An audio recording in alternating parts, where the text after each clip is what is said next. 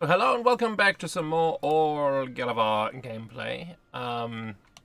We are doing nice and tidily, I think is the best way to put it. You are colonizing. Maybe today we can go and take Segdir and Verkelgulen from Jad. Liberate the Golden Dwarves. But not these goblins though, those guys can fuck themselves. And we are able to build more artificer infantry, which is something I do want to get done, so I might as well just spam them out. I can build another 31 of them. I can steal 4 of these guys. Oh, I like the purple. The purple is very nice. I didn't know they had that. Hey, Ryland, how you doing? Warhammer was fun yesterday. Look forward to playing more SFO. Yeah, it was fun. I'm looking forward to that too. I was considering playing a little bit of single-player SFO today, but decided against it, but not too long and I will want to play it again. Get some more buildings built. We'll see, we can make, what's that, 35 artificers. I do want to increase that number. Let's see, conscription centers. I can build quite a few of these. I just need a bit of money to do so, and that will increase my artifice cap. The amount of money that we make is also rather nice as well. Orcs being yeeted is what we like to see.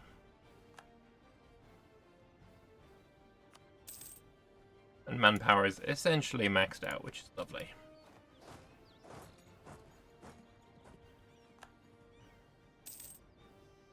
Alright, everyone's here. 35 artificers, but these ones are brown now. Why were these purple just a moment ago? They looked so much better in purple. What the fuck? I want them purple again. We had a good thing going, game. What happened?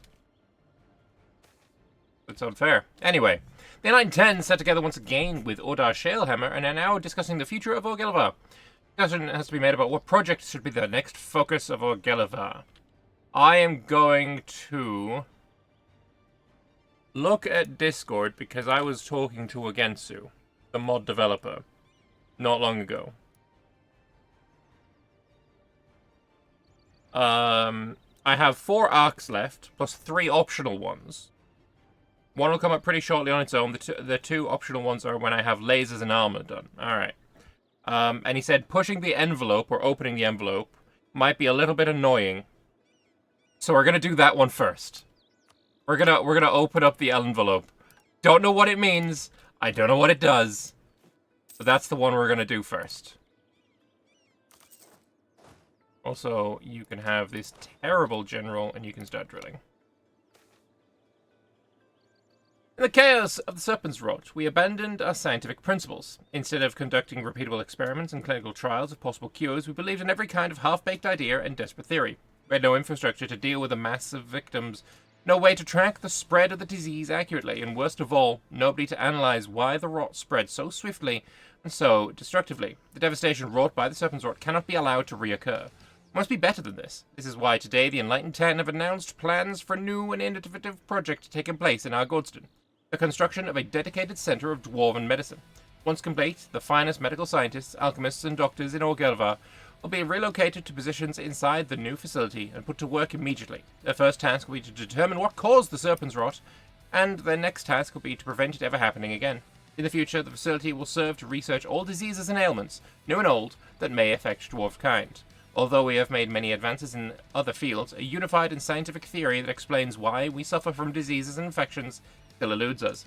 It's our hope of the Enlightened Ten that this investigation into the Serpent's Rot will provide the foundation for just such a theory, and that eventually we may eliminate the threat of disease altogether. To begin our investigation into the rot, we'll need the Center of Dwarven Medicine to be fully operational and access to the Serpent's Cave, wherever that is. As far as we know, the rot began from the cave. The progenitor of the rot may still be present, whether it's magical or mundane. The prime suspect is that for what the rot was named, the serpent's corpse lying at the bottom of the cave. But we cannot jump to conclusions yet. Once our scientists have examined the area and taken samples from the cave and the serpent itself, the great investigation will commence. In parallel with the investigation into the Serpent's Cave, the Enlightened Ten have greenlit a knowledge-gathering operation to determine if any other nation has made progress in the study of diseases. A delegation of doctors will travel around Halan to search if any other nation has made progress in the study of diseases. Okay then, new research path, new missions. Let's go and find them. So, I need 1,000 gold. I can definitely do that. And then centralized knowledge, I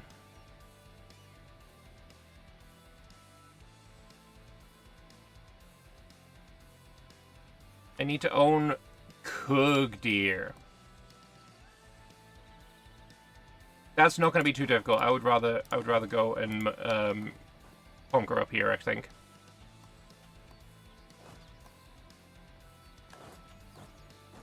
Let's bring 4 armies.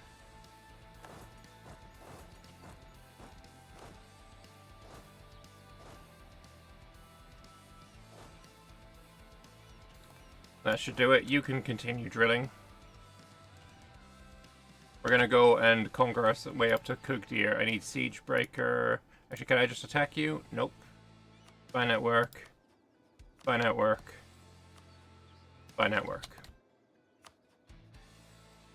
And also fabricate a claim on another couple of your provinces that we can take at some point. And then on Jad, I don't know, just sabotage your recruitment because I don't like you. So, that is the plan. We are going to go and liberate Corentar from the surface-dwelling... liberate Orghelovar from the surface-dwelling Corentar. That's the plan.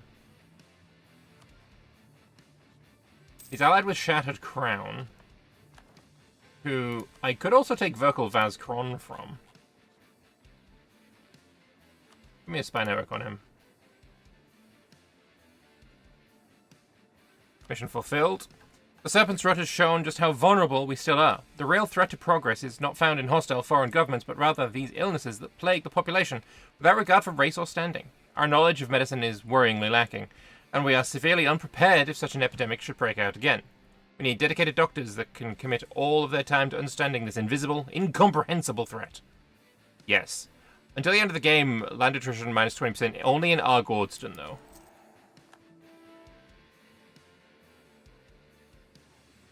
Oh, I have a little too many people stood here. One thing I really like about playing dwarves in Anbennar is the supply limit you get. Just so nice. To be able to stand like 100 dudes no matter where you're looking is so incredible. I think I also would like to do expeditions.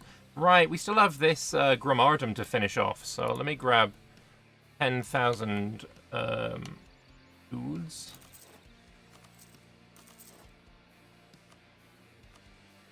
And we also want to complete Grimhardum today.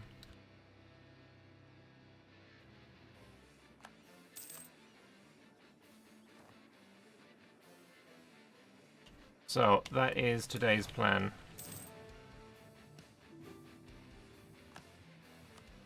Oh, 80. There we go. Very nice. Get that final fella there. There's going to be a minor update adding a free hero for Khorne in Total War this week. Hope it doesn't break Expo. It probably will. With newfound cooperation between mages and scientists, we've discovered a wealth of the secrets and peculiarities of magic, normally closely guarded by jealous mages. While we're spoiled for choice with offensive uses for magic on the battlefield, there's very little capable of protecting our common soldiers from mage assault. Research into wards and magic fields revealed them to be somewhat effective, but far too costly and fragile to deploy at high level across entire armies. After many failed research proposals and much wasted state funds, just when the council began to give up hope, the erstwhile merchant spy of ours by the name of Galen Corneris... Is that one of my spies, actually? You can tell the names of them, right? Yeah, you can. He's not one of my diplomats. Enter the council chamber and ask for an audience with the Enlightened Ten. Once he's granted it, he spun a wild and obviously embellished tale of his journey across the remains of the Golden Highway. Apparently, while resting in a tavern in Azkassur after single-handedly fighting off a Lich King and a Storm Elemental, he heard an intriguing story. At the bar, a drunken Rahini mage was ranting to anyone who would listen about the savage beasts from the command. Apparently, the mage was forced to flee his home to avoid the command's persecution of mages. Can I just point out that in this campaign, the command is very dead? Like, super dead? Where was I? Ordinarily, he would have crushed their armies with the sweep of his hand, but the hobgoblins possessed some material capable of nullifying magic, rendering normally formidable warrior mages easy pickings for their forces. Carnaris approached him, and after a few more rounds, the mage offered to sell him a piece of the material for an exorbitant price, far more than Carnaris was carrying. Recalling that the Enlightened Ten were promising great compensation to anyone who could provide information on how to counter mages, he promptly rushed to the banks of Askasor and took out as many loans as he could. Scraping together just barely enough, he returned to the tavern and purchased the material from the now rather sober mage. It is this material which Carnaris proudly presents to the Enlightened Ten. It's a solid black crystal, roughly polished and shaped into a neat cylinder. It bears many resemblances to volcanic obsidian, but Carnaris insists it's different entirely. Actually, a quick examination reveals it is in fact, simple obsidian. Even the center has been hollowed out to cheat Carnaris out of as much material as possible. Still, Carnaris insists there must be some truth to the rumors and begs us to investigate. Though we certainly won't compensate him for his fearless purchase, we'll at least do our due diligence and mobilize some of our spies in search of any rumors about this material in Askasor. Oh, and I get new missions again. Hello there, Shushi. Hey, Liam. So I have prevent mage uprising. I need 3 stability. Scars left by the war and magic in our country have still not healed. The very idea of this Karashi, a material that can neutralize magic, is enough to spark fear in our mages and might trigger another revolt. We cannot afford another conflict tearing apart Orghelovar from within. Following the trail, I need Askasor's owner for... I have just spent all of my spy network getting a claim, or getting them to sabotage their recruitment. But it's fine. We need to get to 50. I mean, I was just there. I need Artificer Loyalty at 60. That's easy. And just do that. If we can somehow harness this Karashi, we would need a small army of artificers loyal to the state, ready to and able to fully utilize this material to its full capacity. Even if our research into Karashi is unsuccessful, artificery is clearly the future. Preparing such force would be a valuable investment. I agree. I get Artifice first until the end of the game, giving Artificer influence. Sounds fine to me. Right, 1 more month and we can get the claim and go to war with Siegebreaker. Oh, and I can upgrade the Great Dam as well. And I can start doing Traveler's Lodge, right? Yes, Traveler's Refuge. Organize the expedition. We'll send 10,000 men. We will send 9.5 morale. Org. We ran out of points. Of course we.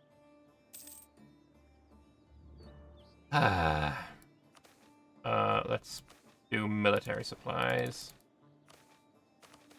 Wow, what the fuck? Do that. Don't care about that, don't care about that, don't care about that. That's fine. Alright. I do need that org to go up, otherwise we will lose. What are some of my favorite openings in chess? I don't know. I don't really play chess to that level to really know that. I'll get an extra 3. 135 is probably fine. Right. Send the expedition. Shattered Crown are at war with Grombar. Okay. Well, I'm going to get a claim on Siegebreaker. I'm going to get a claim on Orghelovar's Kron. Then I'm going to return my dudes. Hopefully Orghelovar's Kron doesn't get sieged yet. I'm going to declare war. Shattered Crown join. That's nice. I'm going there with you, and you're going to go there. You're going to go there. And you're going to go...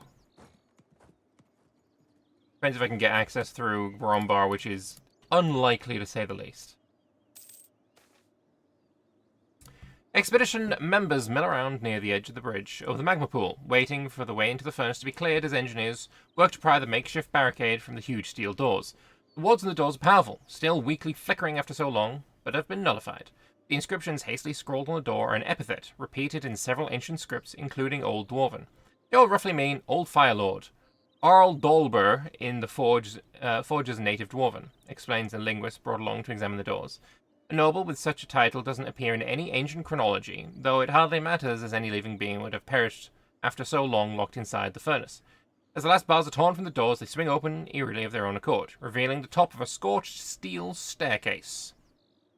A blast of hot stale air from inside the doors washes over the waiting expedition members. Heat throughout the forge has worsened since the previous expedition cleared the magma from the bridge into the furnace, but this extra heat is the final straw.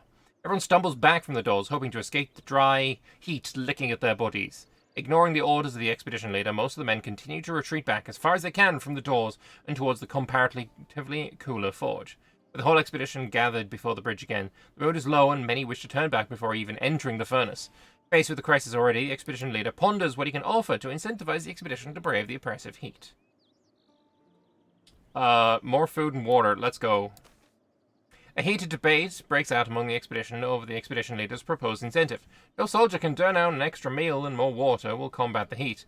Sensing weakness, several majors are also arguing for higher quality rations and extra potions to go with them.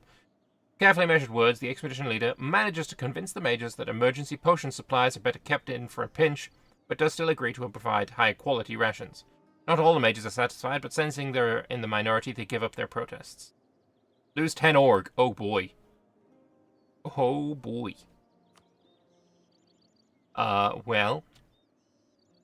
Let's get that battle won, where we unfortunately no longer have any... but one siege here. Okay, we'll swap him over here. We no longer have war magic, which is unfortunate, but we'll make do with what we have.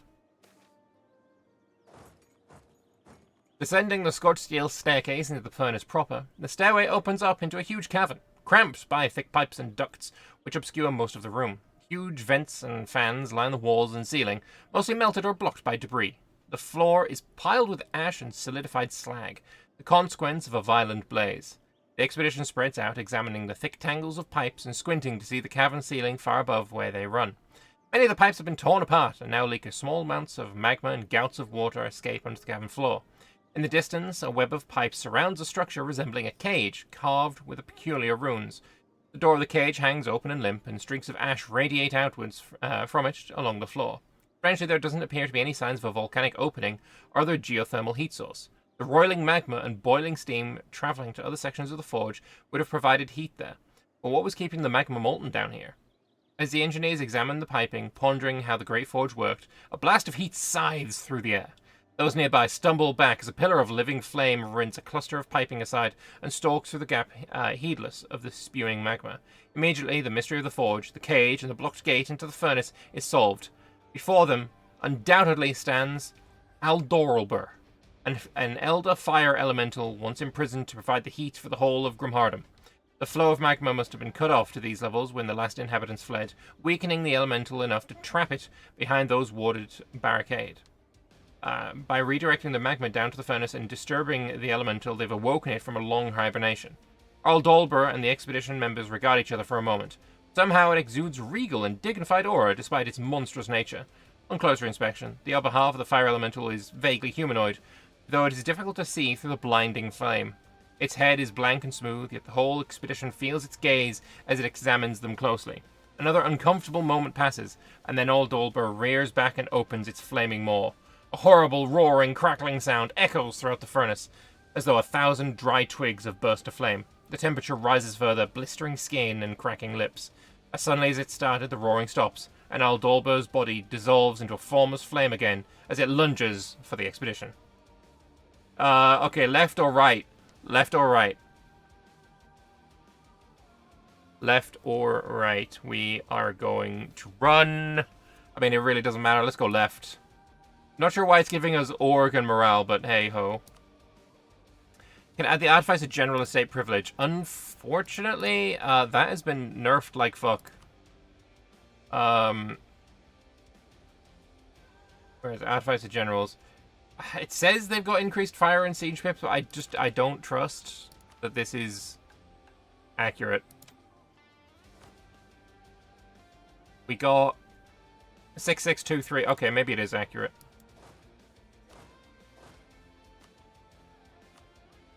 He's now my best general.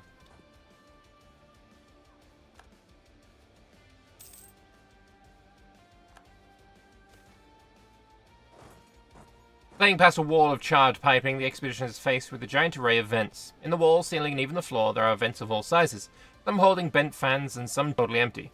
All of them have been melted shut or clogged with dust and gravel. Thinking quickly, the expedition leader calls, "Halt! Pry those vents open if it's even the last thing you do." If they get to the stale air of the furnace circulating again, then they can stop the fire elemental, slowly cooking them alive as they run. Soldiers swing wildly at stuck gates and mages blast vents with whatever they can muster, glancing over their shoulders in fear of Ardolber, as they do. With most of the vent covers pried open once more, the expedition leader calls for everyone to break off and follow him.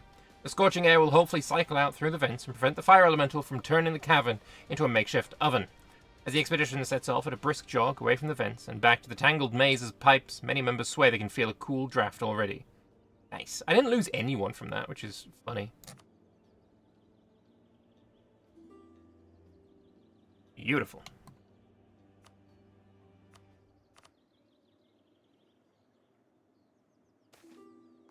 Got one. I do kind of want to take this, so I am going to wait until we can get it all. With some space left between the expedition and Ardolber, they make for two huge gates resting in front of them. The muffled sound of water breaking against the gates is audible as they approach. These are clearly floodgates, each ready to be lifted by two thick chains in an emergency. The situation certainly qualifies, but the system of levers and pulleys that once held the chains have been left a twisted wreck. The expedition leader has no choice but to send in men to hold the bare chains, with naught for leverage but their muscles. They will need to hold the floodgates up for as long as possible to maximize the amount of water to the emergency pipes. Volunteers line up on alternating sides of each chain, wrapping their hands with whatever they can for protection. The remainder of the expedition can only watch, with mages reserved to hold the gates up for a short time in an emergency. On my mark!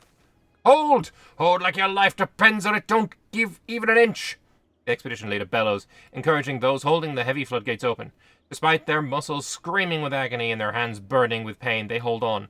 Their sweat mingles with the water pooling and sizzling on the floor. Suddenly, great gouts of water burst from a pipe and douse those on the nearest chain.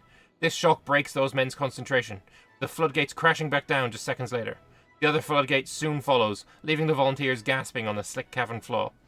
They did more than enough. Water rushes through the pipes, surrounding them, and a growing pool of water spreads through the cavern. Seeing such an abundance of Ardolber's mortal weakness reinvigorates the expedition, and hopefully greatly hinders the elemental. Based. Why are you all at war? What's this going on? Royal Sod, Reconquest, or just no, I don't feel like I need to help any of you out.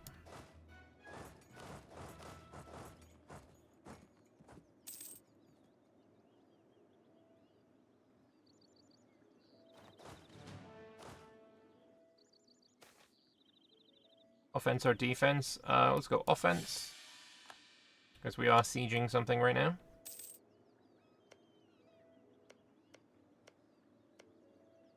It's kind of small war, but there's a... Oh, actually. No, small war. An oily ladder stretches up to a metal platform bracketed onto the cavern wall. From the platform, scouts have a view over the winding pipes and broken walls to the epicenter of the furnace. Judging by the scorch marks radiating from the small structure in the center that are visible even from here, Ardolber was likely once imprisoned there. Also on the platform are groups of high-powered water jet cannons. They're in disrepair, cracked, and dripping oily fluid onto the platform, but do not look infixable. Having men manning these cannons from such a vantage point would be invaluable. Thus, a group of engineers are dispatched to climb up the slippery ladder and repair the cannons. They must also hunker down and remain undetected until the time is right, or they risk being cooked alive by the fire elemental before making so much as a drizzle. Leaning over the edge of the platform, an engineer signals down to the expedition leader that they have the water cannons operational once more. As the expedition marches away, those left on the platform lay flat on their stomachs and try to relax. They must remain still and quiet, yet poised to spring up and man the cannons at a moment's notice. With nothing else for company but the distant echoes of the departing expedition, they steel themselves for the agonizing wait ahead. I'll take... 2,300 ducats. I'll take it. Come on, win this siege already. We have fulfilled the mission. This tale of crystal from Azkasur has captured the interest of many parties. A material capable of negating any magic? If it's real, it would become one of the things mages would fear and seek control of. We must find the source of these rumors and learn the origin of this material. Fuck me. Galen... I'm gonna have a drink first. Galen Carnoris sits in the council chamber with a self-satisfied smirk as one of our merchant spies gives their report. While posing as a trader in Azkasur, they were approached by several human traders, dwarves, and even a goblin, who all claimed to have access to a mythical substance known as Karashi. This Karashi was a substance that Carnoris believed he was buying. It can apparently nullify magic in even tiny amounts, and it's the secret of the command's subjugation of Hales's many warrior mages. Karashi was once made near exclusively in the towering mountains of the Demon Hills by the monstrous Oni, and sold to the command in exchange for peace. The Oni have since been subjugated by the command and their Karashi secrets extracted, allowing the command to ramp up Karashi production. All of Hales now knows of this substance, wielded by the fearsome command to nullify their strongest warriors. Stories of Karashi spread as rumors of down the Golden Highway, finding opportunists willing to exploit global traders by selling fake Karashi. Our spy met with these opportunists in the midst of their scam, many already weighed down with crowns from successful sales. Being more careful than Carnoris, the spy attempted to weed out any running a scam with direct questions. They first inquired about the process by which Karashi is made, received many different answers. Some refused to say it all, but some gave an obviously ridiculous answers, like 2 parts mithril, 1 part gold. That is the soul of a dead god, or it comes from meteorites. They also disagreed on the appearance of Karashi, beyond that it is black, claiming that it is crystalline, a powder, or even pure energy. In the end, the spy purchased a few samples from more convincing sellers to bring back for testing. They were all obsidian or powdered slate, completely worthless. With just a small quantity of Karashi, our unparalleled scientists could surely reverse engineer the secrets of its production. If we cannot obtain Karashi with gold or honeyed words, we have no choice but to take it by force. Plundering Karashi from the facilities deep in the Demon Hills is impossible, but luckily the command's newer production facilities and Karashi supply lines are present, easier targets. Even so, the command is well aware of the value of Karashi and will defend it to the last hobgoblin. Even discovering their Karashi routes will be difficult, let alone organizing an untraceable raid halfway across Halan. We need to plan meticulously and execute perfectly to have even the tiniest chance of obtaining Karashi without incurring the wrath of the command. My brother in Christ, what is a command? Do they even have any... They have cores still. Oh, that's stolen gem, never mind. There are no command cores left. They're all dead.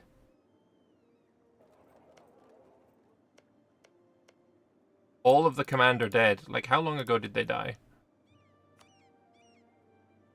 They lost to Thunderfist. The very first war they lost. They lost to Azjakumur and Kerdis Rapur as well.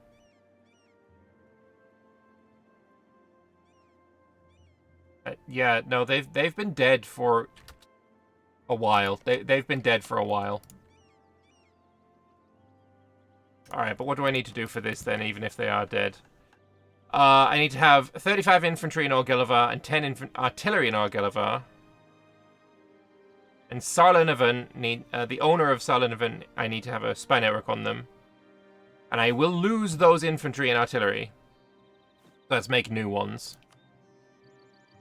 Sorry, how many was it? It was 35 and 10.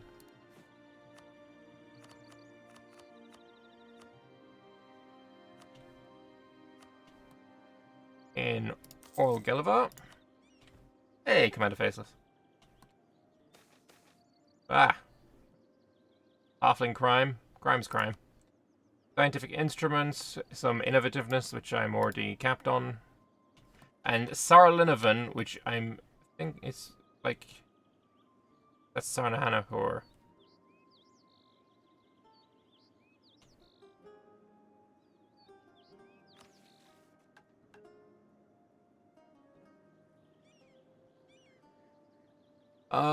Sarilavhan. Okay, yeah, it is Rajnahaga, so we'll build a spy network on them. We need to get to 80, which is maybe why this is an awkward mission.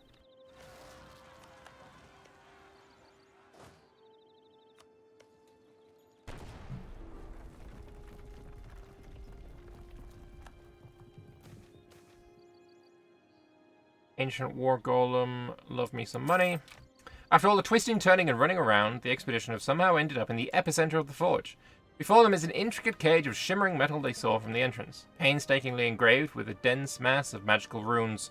The front of the cage is hinged open and slightly bent. Able to inspect the cage closely for the first time, the expedition's mages determine that aside from some minor scratches and burns, the runes are pristine, but nevertheless mostly inactive.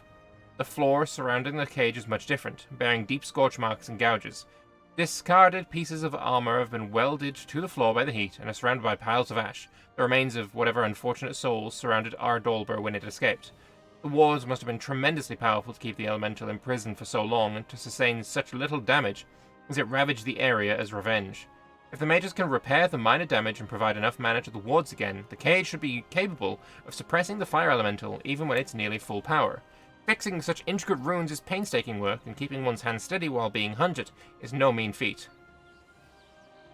Humans in the spine agreed, it is disgusting. The last mage stumbles back, drained, as the wards hum back to life. Even the non-magical members of the expedition can feel the wards tugging at them, yearning to imprison and stifle them. The cage emits a steady, comforting hum as well. The strength of the cage is not in doubt to anyone. If Ardolber can be brought here, then it will be certainly defeated and imprisoned once more. The only problem, it's equally aware of this, likely preferring to die fighting than end up there for another eternity. Still, the newly powered up cage provides more than a measure of comfort. 10 extra org. We started with 135 org, we're now at 155. I lost a general. It was a shit one anyway. Let's pop you in charge there. Can I build more artifices yet, actually? Oh, we're still capped at 80 out of 80. And I do have a lot of money, though, so how about we build more manpower buildings?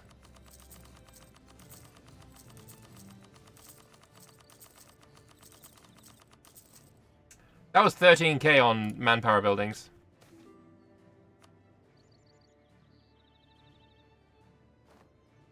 Alright, I have captured Orghelovar. Can I take Orghelovar in this war? Yes, I can. Perfect.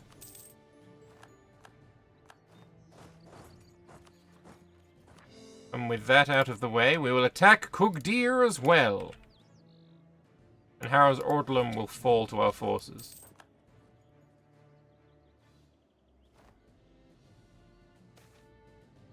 Golems vying in steel and stone protrude from the ground before the expedition. Frozen in the throes of desperate defiance, these are clearly abandoned security golems. Many appear to have survived Ardolber's wrath in good condition, but closer inspection reveals that their joints are fused from the heat. Their mana batteries are still serviceable, but they will need to be carefully repaired before being recharged to be of any use. An army of unflinching golems mostly immune to the heat will be of perfect distraction, as long as they can actually fight. As engineers and mages try to cooperate on the golems, men keep a nervous watch on them. The golems should recognize the fire elemental as the bigger threat and assist the expedition, but who knows what time and decay has done to their programming. Old Dwarf when? I don't know if we're going to go Old Dwarf. Maybe. I mean, we're almost at Amaldir. Hairs on the back of neck stand up and muscles stiffen, as another guttural roar echoes through the cavern. Despite the massive pipes and stone between them and Ardolber, everyone can feel its piercing gaze upon them once more. The expedition leader's voice falters and cracks uncharacteristically, as he organizes a last-ditch defense. With the elemental approaching at a blistering pace, they can only huddle together and clutch their weapons in fear. Lose a full-ass morale. Anyway, Kugdir. Declare war. Wyvernheart will join them. Don't care.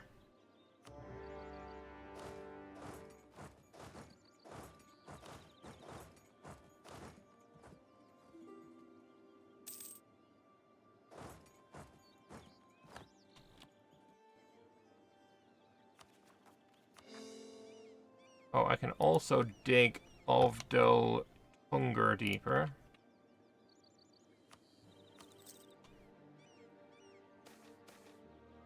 Eyes dart around searching for Ardolber as the oppressive heat grows closer and the roaring louder. Right when it feels as though the elemental should be upon them, the roaring abruptly ceases.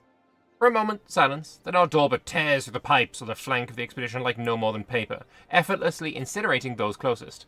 As the expedition members cry out and lunge for safety, it pauses, rather than pressing on, and instead circles around. Is it toying with the expedition, or genuinely wary of them? It matters not, as the torn pipes open a new escape route for the expedition. Escaping unsaved from the elemental while it's so close will be difficult, especially as it becomes inured to such a strategy. Still, surely it's a better option than rushing to a fiery demise. Might be more things we could do to better prepare against the elemental. Yeah, we'll scatter. Resting for a moment near a group of crumbling stone pillars, the expedition lets out a collective sigh of relief after escaping from Orghelovar again. Using the hole in the pipes the elemental created, they were able to slip around it as it circled them and once again flee from it practically unscathed.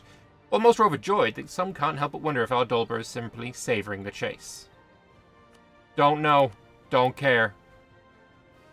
Corntar's cooked ear? Yes, it does.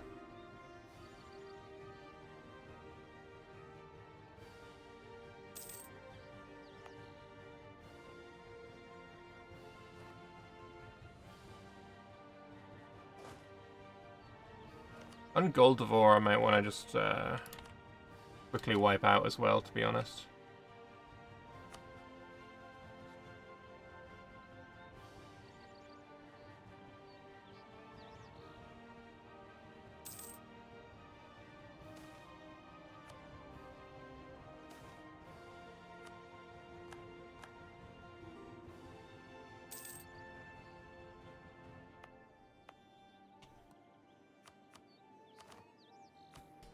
I am going to do that because I'm really low on crown land. Unfortunately. I don't really need any of this, but I'll take it anyway. And mill points, I will just spam some dev out.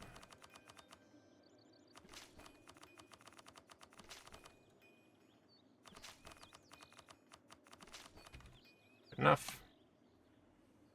And does that make this... Oh, I can go up to 99 artificers now from that dev spam.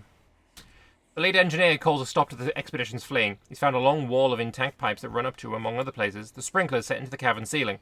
Raining water down on the elemental would be an excellent assistance, if only it was that simple. The pipes invite flashbacks to the Forge's control rooms, covered in valves and levers of obscure purpose. The expedition leader has no choice but to assign volunteers to follow each pipe junction and determine what it carries and where. Painstakingly slowly, the engineers construct a mental map of the pipes, in the caverns, turning valves and pulling levers to try and fill the sprinklers above once again. Hairs on the back of necks stand up and muscles stiffen as another guttural roar echoes throughout the cavern. Despite the maze, massive pipes and stone between them and Orghelovar, everyone can feel its piercing gaze upon them once again. The expedition leader's voice falters and cracks uncharacteristically as he organizes a latched defense. The elemental fast approaching at blistering pace, they can only huddle together and clutch their weapons in fear. Oh boy, oh boy. Why so many human kingdoms have land in the spine? I don't know. I feel like because there is no... Like, obviously, this will have, owned by non-subterranean race. But they're accepting the agate dwarves, so they're actually getting no penalties from it at all. It's pure positives. Let's do it now. Gain base tax and lose some stuff. Wait. Wait.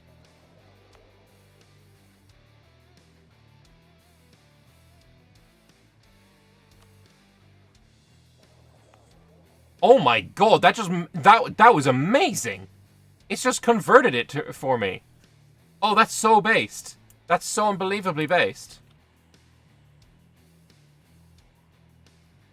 Hell yeah.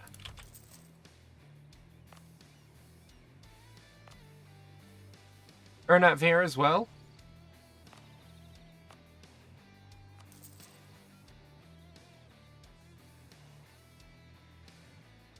That was awesome. That's perfect. This time the expedition is ready as the familiar heat and roar of Orghelovar approaches. They've been running in circles for a while now, and the expedition leader has come to terms with the fact that they've done all they can, picking a defensible spot close to Orghelovar's once prison, and under the water cannons and sprinklers, they prepare for the climactic battle. As they wait, they review the plan. Weaken the fire elemental, crush its spirit, and bind it in its cage once more.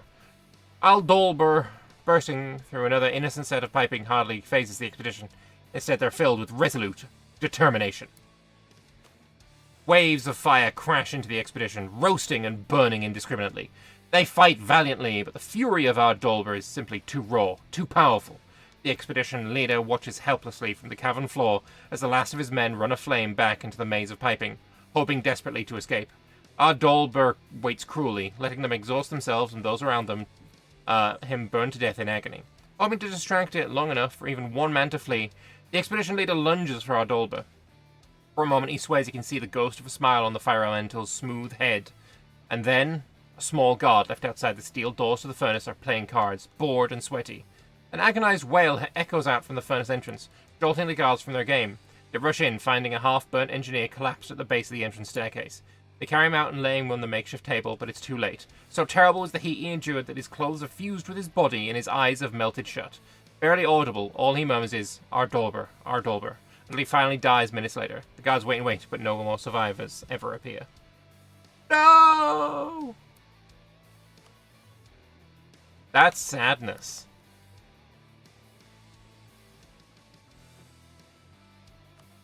Anyway, let's send more men to their burning deaths. Let's try again.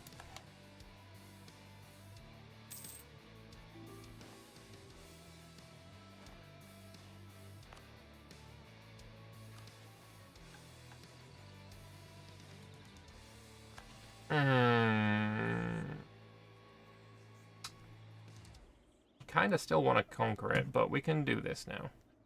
Since our investment into the Center of Medicine in Orghelovar, our knowledge of medical science has progressed, but their progress has stalled at the end of the Serpent's Rot. While the plague did trigger rapid investment and progress into medical... words! What the fuck? While the plague did trigger rapid investment and progress in medical research, it's far too costly to wait for another disaster to incentivize further research.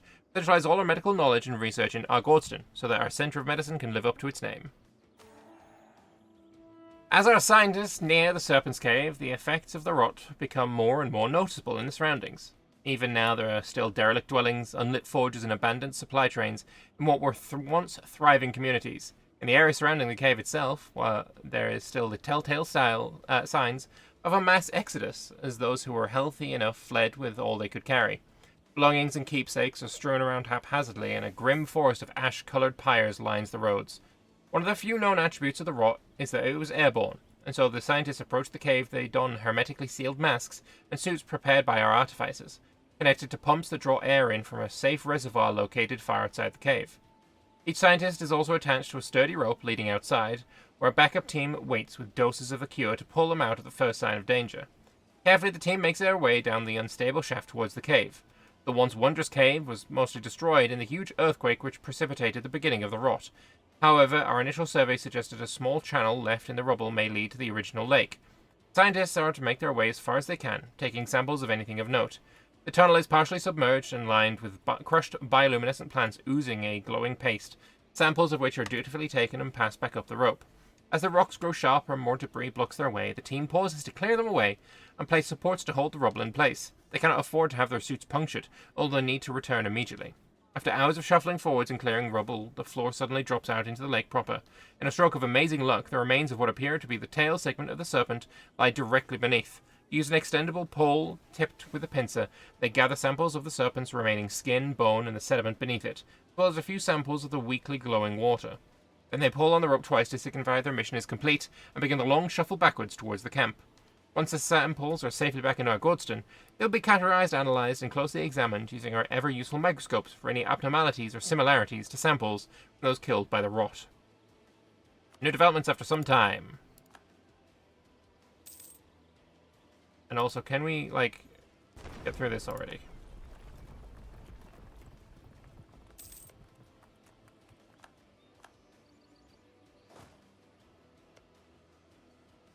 Alright, how's Orghelovar has fallen?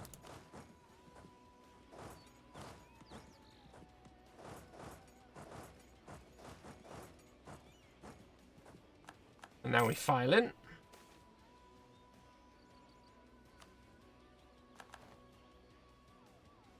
Not sure where my enemies are right now, but we'll find them soon.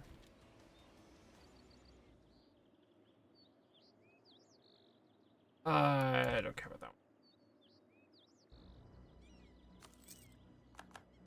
I'll take a loan, it's fine.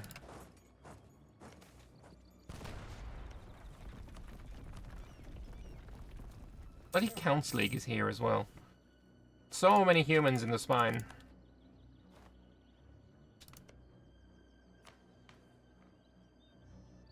Let's see. Military principle. Winning wars gives 5 Republican tradition. Meh. Defense principle, military possible policies, quite nice. Diplo possible policies, or admin possible policies. Let's go mill. Not that I can take barely any yet. Suppose I could.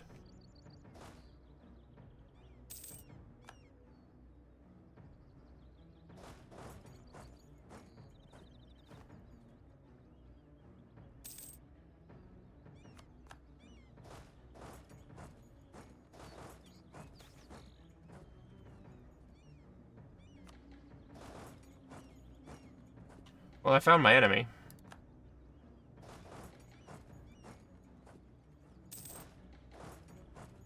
But I'm gonna 100% you basically without you even responding to me, so...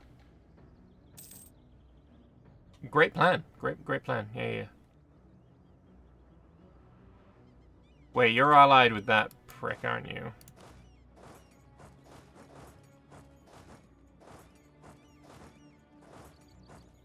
Well, off to go and fight them.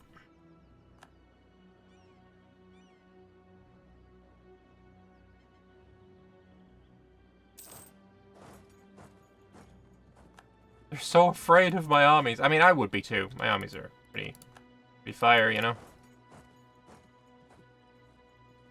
Am I actually going to be able to completely 100% this war without fighting a single battle? Is that what we're seeing right now? Yep, that is in fact what we're seeing right now. Alright, Wivenheart, let's pace you out. You can just give me some war reps and money. Then everyone can go back in here and we'll peace out Kugdir.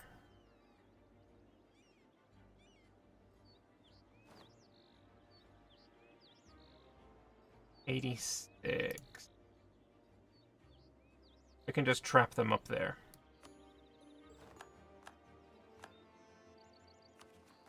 We'll core it all up. And get a claim on Corentar, which we're immediately going to attack as well.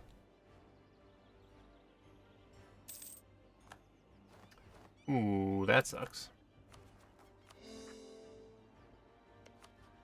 Either way. You're allied with Mahol. Oh, you're allied with Grombar? Well, shit, this is gonna actually be a pretty fighty fight. Also, don't I have... Oh, I still need 80. We're at 65, okay. The Corentar allied with Grombar is fucking cope, but, you know.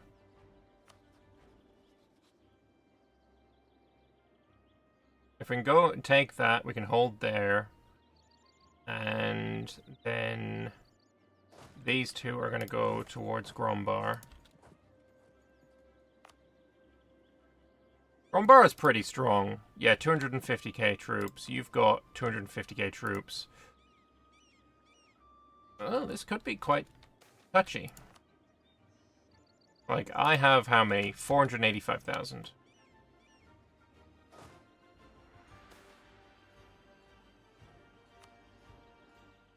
Do I bring up another 75k? Sure.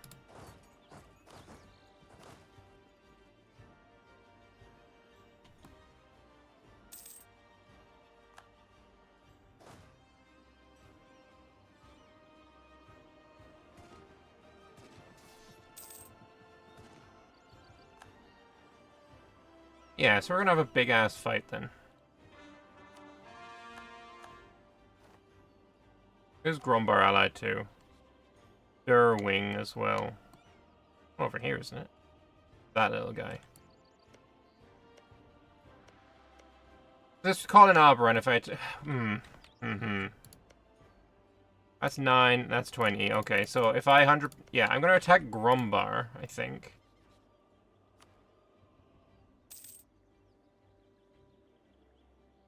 Oh, this one's on gold before. Let's fabricate claims on you.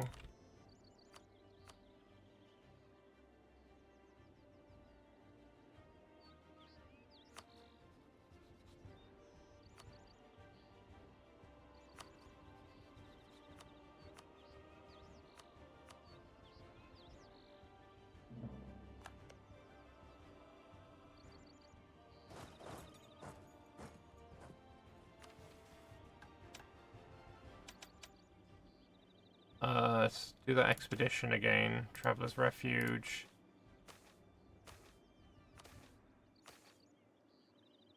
I feel like we were fine on what we'd actually sent because we didn't lose because of that. We lost because of a random event. 100% chance to fail.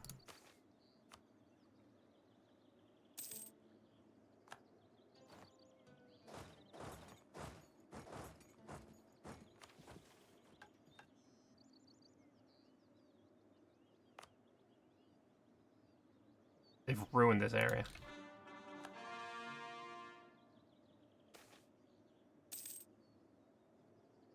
We're basically not going to reread all of the things that we've done, even if the, outcomes are a bit different. Because, I mean, that's silly.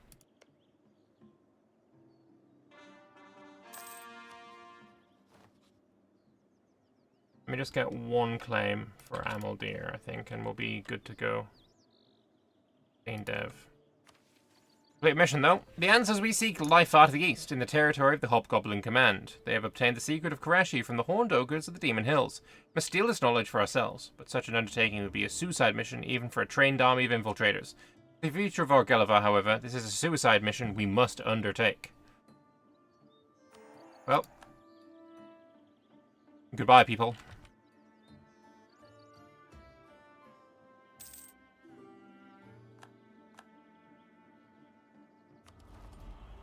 Anything here that I want to take, or no?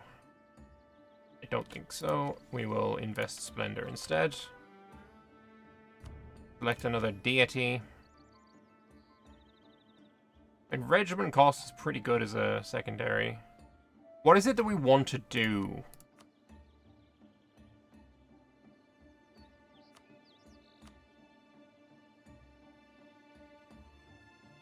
Maybe I'll take the shock damage receipt. Oh, actually, let's do extra landfire damage. Oh, and also I can claim Eco Hegemony. Dev modifier, goods produced, governing capacity. I think that all sounds pretty tasty, actually. We are now the economic hegemon of the world. Also pay off my loans. We will surpass Jahur and Castan the Great. Damn right we will.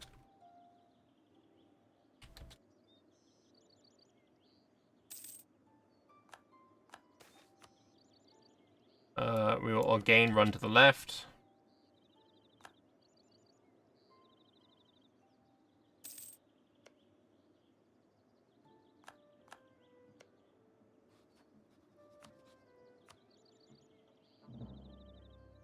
Alright, war with Grombar. Gibbard will help me. Ravenmatch will not help them though, which is nice.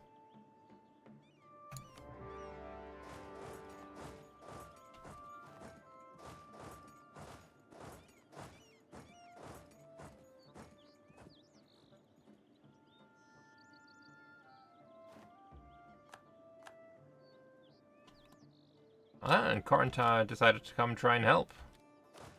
That went well for them.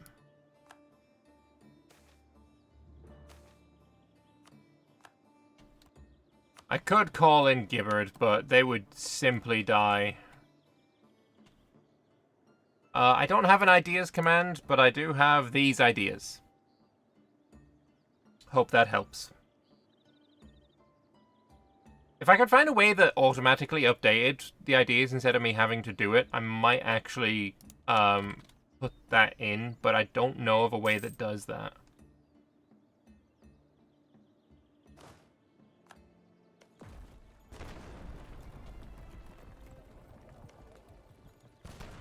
You're doing a South Viswall into small country. Rather surprised at the amount of colonial missions for that tag.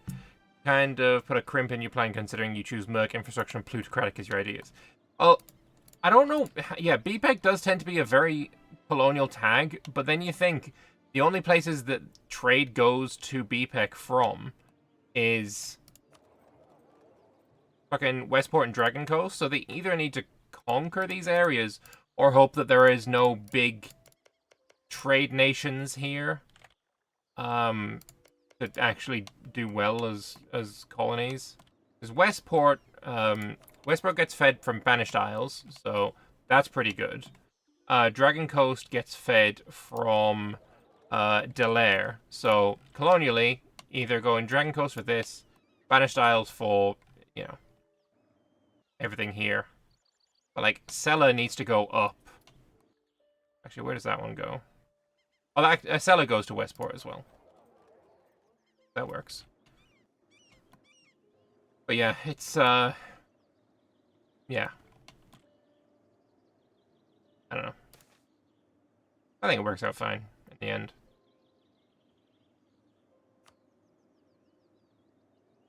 What do I own eastwards? I've gone to here. Maybe I should, take on the Jad at some point. You never know, maybe Sarian's gonna be really cool and release Segdir for us. Or Greedy Grin, I guess. And Verkal Gulen. That would be pretty based. They won't. Because of course they won't. But they might. Good job I looked over here. Don't I have an army on its way up here? Or is that this one? You, go over here. Oh, they are really mincing into here, huh? Oh, I'm liking those numbers, though. Those numbers are pretty tasty.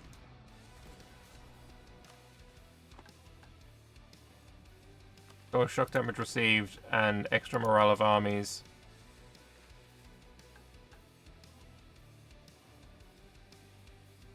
Oh, bad roll there.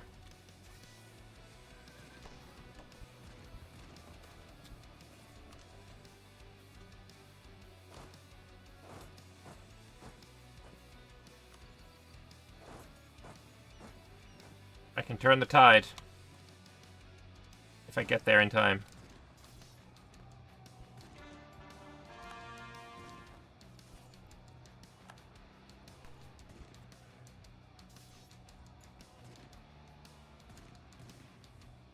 You weren't watching the stream much, you just had it on the background yesterday while we were playing. Did chat like your rats?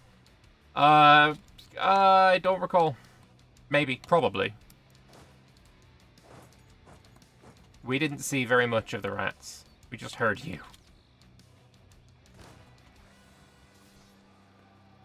Like, surely their number of reserves is going down fast. I don't even think they are. Then again, a lot of their reserves are artillery. I only have 8k reserves left. 3k reserves left. I've now got cannons on the front row. Is it worth me retreating and trying again? I feel like it is. We killed about over double, maybe triple casualties.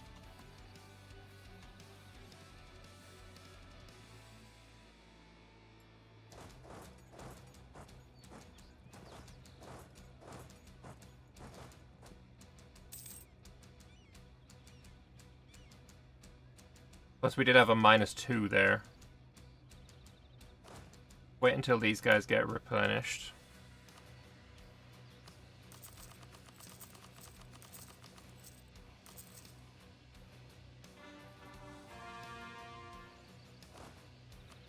I'll give you the 6/6. You can grab, I don't know, this guy.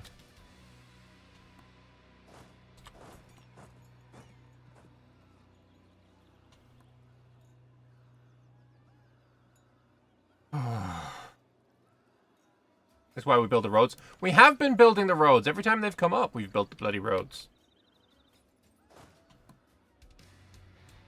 I kind of want to just immediately go and attack that, but probably best to wait for these guys.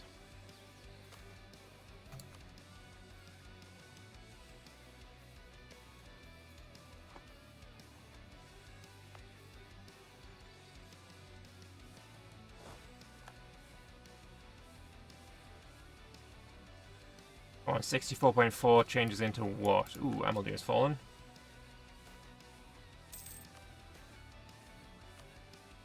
$69.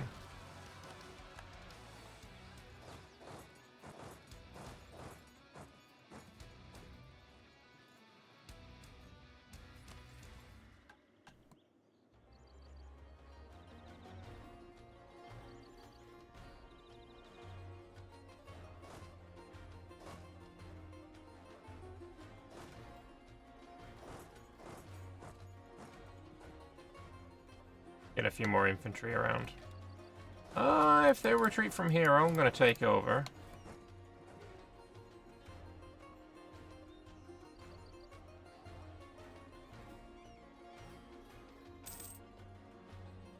Is the plan to focus on getting Corinthar out? Yeah.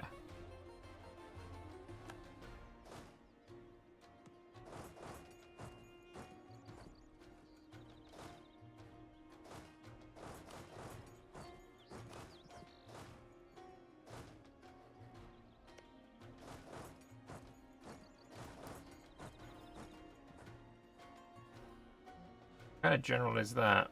Where is he? A 4-5.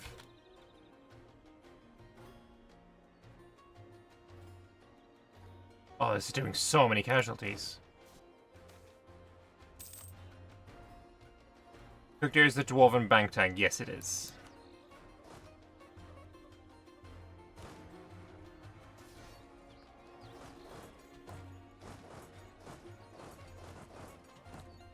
I know I'm going in with far too many cannons, but whatever.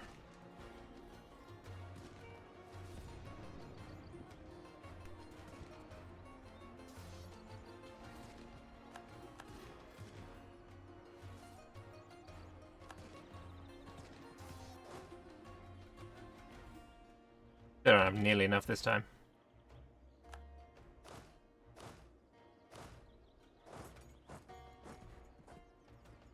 Oh, nice. That's another fallen.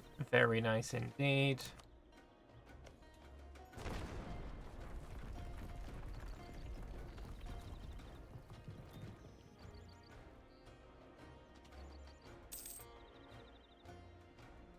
Brombar finished. Excuse me, they finished Court and Country. They're building up forces ready for another assault. But we're doing fine.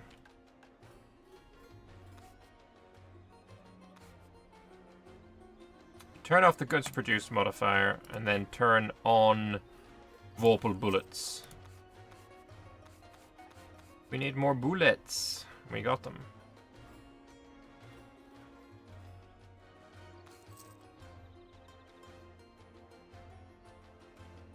$7K casualty ticks. I mean, the best casualty ticks I've ever done is 38K, so I like anything that's lower than that, I kind of feel like, been there, done that, better.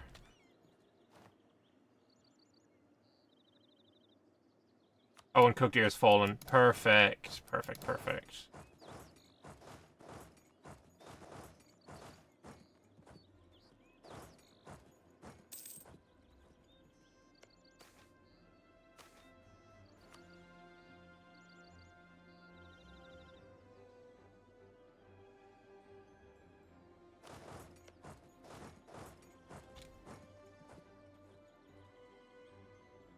Oh, that is a bad amount of damage. Holy. Very nice.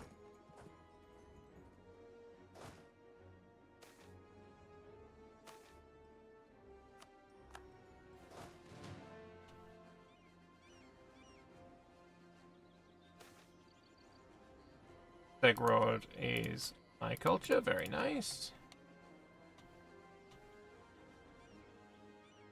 Yeah, now I want to focus on just pushing Corinthar out of the war. Like, this is what I want from Corinthar. 64 war score.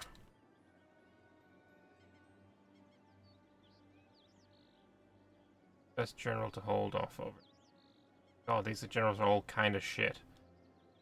I do want the 6-6 to be around here. I guess we'll bring the 5-0 and hold Outer Coog's Cave.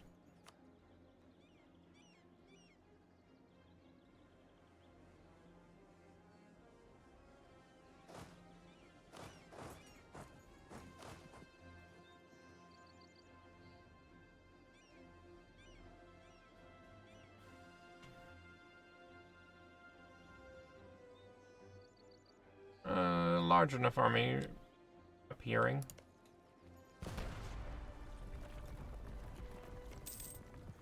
But 37% defensiveness. Oh, there's not very many defenders though.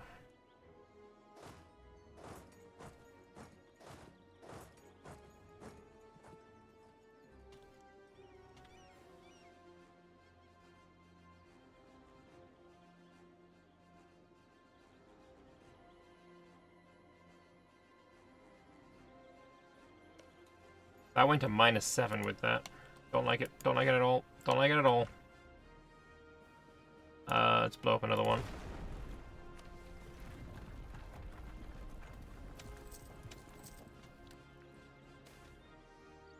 Visit in Canor. The cave samples are being categorized and studied in the Center for Dwarven Medicine. A delegation of our doctors has returned from a knowledge-gathering mission at the Alchemist Guild in the city of Varain, famous for their potions and herbal remedies. The alchemists of Varain are unfailingly friendly and cooperative with our doctors, even mixing tincture to alleviate the head doctor's arthritis for no charge at all. Unfortunately, like most nations the delegation has visited, they had little to offer of the knowledge we seek. While the extensive herbal library and generations of alchemy experience offer fantastical insight into diagnosing and curing symptoms of a patient, they're mostly unconcerned with what caused the symptoms in the first place. Many alchemists treat the body as an impenetrable system that is far too complicated to understand fully, and attempt the much easier task of controlling the outputs of the body, the symptoms of a disease. This method is effective in the short term per patient, but unsatisfactory in the long term and contrary to our scientific principles. We also hope that they might have insight into the white pestilence which once ravaged Canor as the serpent's rot ravaged the serpent spine. But here again they came up short. They knew no more than the average Canorian peasant on this matter, that the pestilence was a magical disease perpetuated by an evil lich. This is of no use to us, particularly because our scientists have already ruled out the rot acting upon or with magical energy. It's a distinctly mundane disease. Their disappointment only slightly alleviated by the free potion samples the Varani provided in lieu of the knowledge we wanted, the delegation begins the preparation for yet more journeys in the name of science. All of the ancestors has fallen, very nice.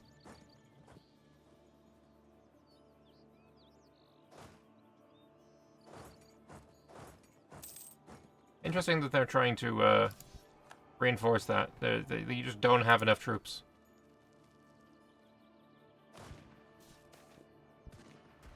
Alright, we're fighting now Ardolber again. Fire sweeps through the expedition again, incinerating those caught in the center. Though each of Ardolber's attacks are blindingly quick, they also open the fire elemental to counterattack, while their fiery body is stabilizing again. It's difficult to ignore the desperate cries of those Ardolbers left badly burned. There's nothing the expedition mimics can do until the fire elemental is clear. Wary of overextending, the expedition and Ardolber circle each other, making the occasional probing attacks. If physical attacks do any lasting damage to Ardolber is unknown, but instead these serve as distraction for mages to strike. It's been struck with various spells and projectiles by now, but unfortunately very little water. The elemental dances and dodges around as even a drop of water, evaporating it or hurling pipes at it rather than meeting it with its body. This fear is easily exploited to create openings, but the unlucky person who sent the water is usually targeted and incinerated by the elemental soon after. At what feels like hours, the fire elemental is beginning to show signs of weakness. His body no longer burns so painfully bright, and its attack range and speed have lowered noticeably. In a stroke of luck, a brave mage blasts a jet of icy water at Ardolber, rises it rears up for another attack. Unable to dodge, the water strikes its center mass, and this time it visibly recoils with a horrible shriek. The mage is reduced to ashes soon after, but the damage has been done. Clearly rattled by such a hit, Ardolber is now squarely on the defensive. It no longer initiates attacks, opting instead to slip and weave away from all projectiles, waiting for men to overcommit. Focusing entirely on defense makes the elemental near untouchable. After some time with precious few hits begins to regain confidence, and apparently unaware of the expedition's true plan. Hoping to corral it back towards the cage to seal it back for good by utilizing its newfound wariness, the expedition have been carefully guiding Ardolber with their attacks. With each casual dodge, the fire elemental approaches the cage inch by inch. 800 soldiers lost. Holy. Alright. Let's press on and fight this Corentar stack. Should be a stack wipe, honestly. Weak. Weakness!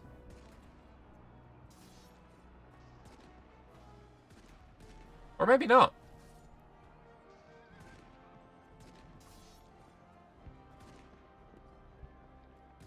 No, I think we keep that battle going.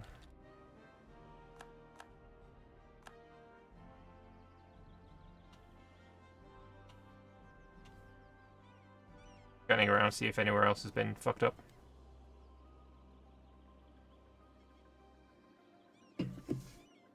$38k ticks were in Anbennar. Yes, it was. I was playing as Azkaray, and we were fighting Sarasung, who had become undead. And it was myself as Azkaray, I had I forget the tag name, but it was the Yansheni United tag. And then I had the Lake Fed on my side, and it was Undead Sarasung, Rajnahaga, who turned into Nadim Raj at the time, and if I remember correctly, Malaknar, and yeah, basically 38,000 killed in one tick. We rolled a 9 to their 0 and basically wiped out their entire front line in a single hit. It was pretty crazy.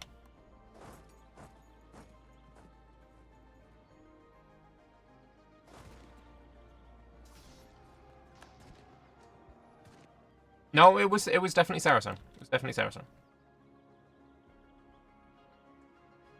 If you go onto my YouTube channel and look at my shorts page, you can you'll be able to find the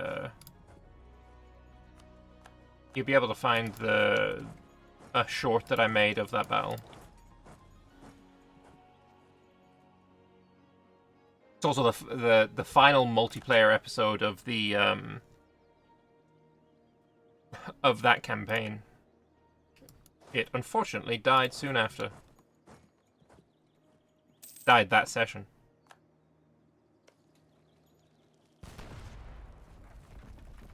Ardolber is beginning to tire of fighting. All the while it was trapped in that horrible prison, it yearned to burn and scorch with impunity. Outside, no being should be equal to it. Pure fire reduces all to ashes. Nothing should be able to quench it. Yet the accursed mortals that invaded its caverns stubbornly defy its flames, refusing to submit. At first Ardolber was glad to have new playthings, but now they behave more like an insect buzzing incessantly about its head. Hounded by the expedition, as much as Ardolber does not want to admit it, they're beginning to wound it deeply.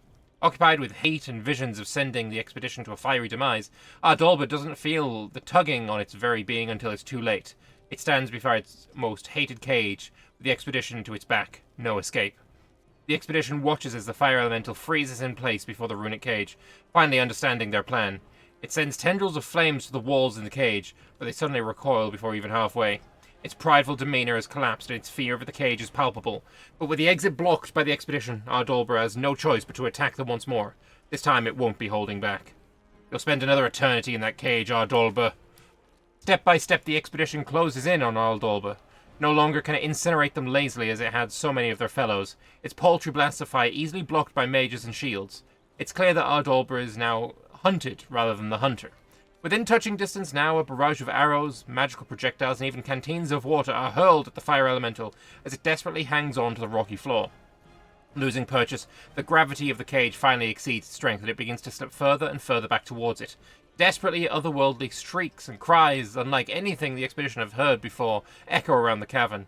As a last-ditch effort, Ardolber abandons its form and loosens fiery tendrils to all corners of the room and ceiling, searching desperately for an escape. Hacking at the living fire with swords and dousing it with water weakens the tendrils, which flicker and then disappear completely. Reduced to nothing more than a fist-sized orb of fire, Ardolber is jerked back into the runic cage as the front swings shut with a conclusive crash. The triumphant expedition still lays upon the floor hours later, completely exhausted from their efforts. Before them, Ardolber seethes inside the runic cage, trapped again for the foreseeable future. With the whole of Grimhardom cleared and free of danger, and the ancient source of heat, once again the complete reconstruction of the forge can begin in earnest. Well, another group can head down to the furnace to do the repairs in earnest. The expedition members will be looking forward to their pay and a nice long vacation somewhere cool after this harrowing experience. I will definitely send them somewhere cool. I will send them north to fight the Grumbari. That was a really cool one. I enjoyed that mission. That was really, really cool. Anyway, we will upgrade Grimhardom to the final level, which will give me minus 10% regiment cost, which is kind of goated. And it'll be done now. Fuck it. There we go, Grimhardom. Regiment cost minus 10%, which is going to be very nice for my army maintenance. I think it is either it's already gone down to 290. Yeah, it's 286. It's good. It's good. Ooh, and Verkal Kozanad is now no longer full of evil shits. Chance of new air and spy network construction. These are kind of useless. What do we get for the final? Suppose I'll upgrade it anyway.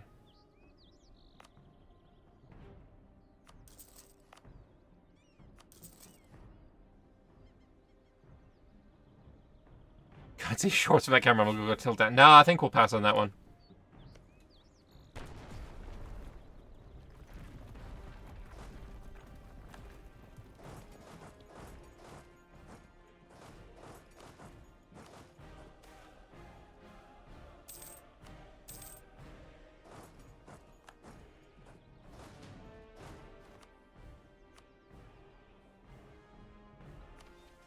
Wait, Gibbard's my ally, and I just refused the military access.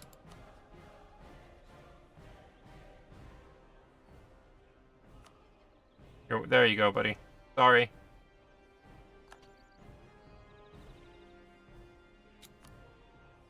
We have sieged Poggers Valley. Very pog.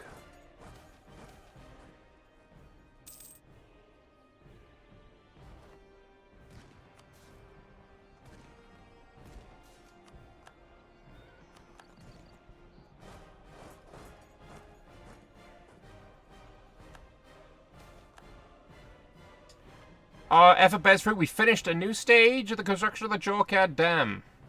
I've now got the last stage. Need to once again get a shit ton of money.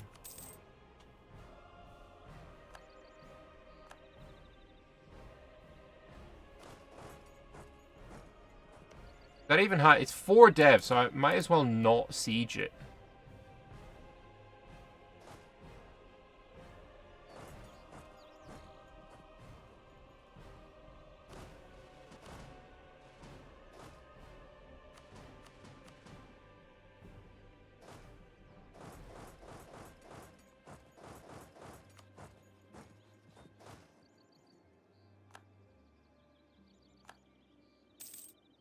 Yeah, it seems after the couple of sieges, they kind of gave up. How long until Corentin wants to give me the land I want? We're kind of still miles away, but good few forts that would be easy pickings.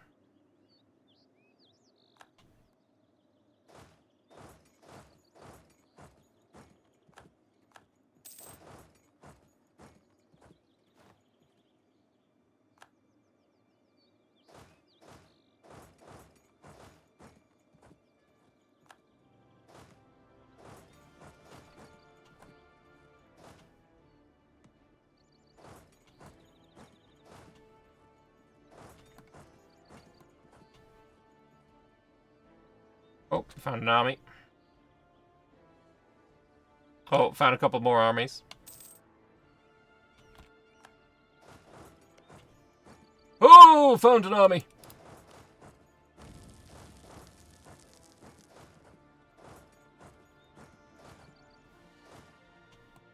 That's definitely a dead army, though, let's be honest.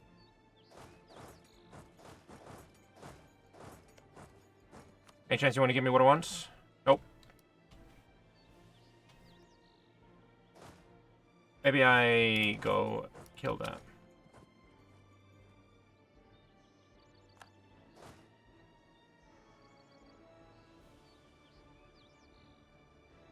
Can I save them? Can I save them? No, I can't. Probably can't save them.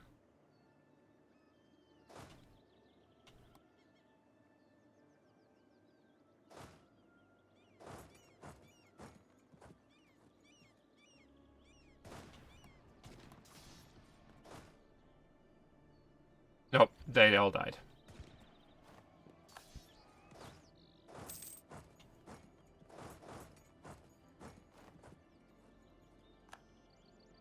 Oh no! Shattered Crown Separatist! Oh, fuck me.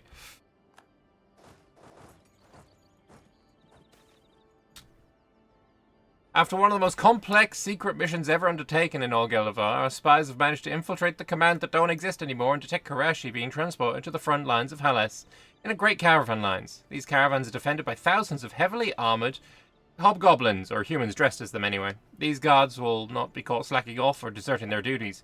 Even as they depart at apparently random times, they're always combined with caravans carrying spoils of war, precious metals, or other valuables.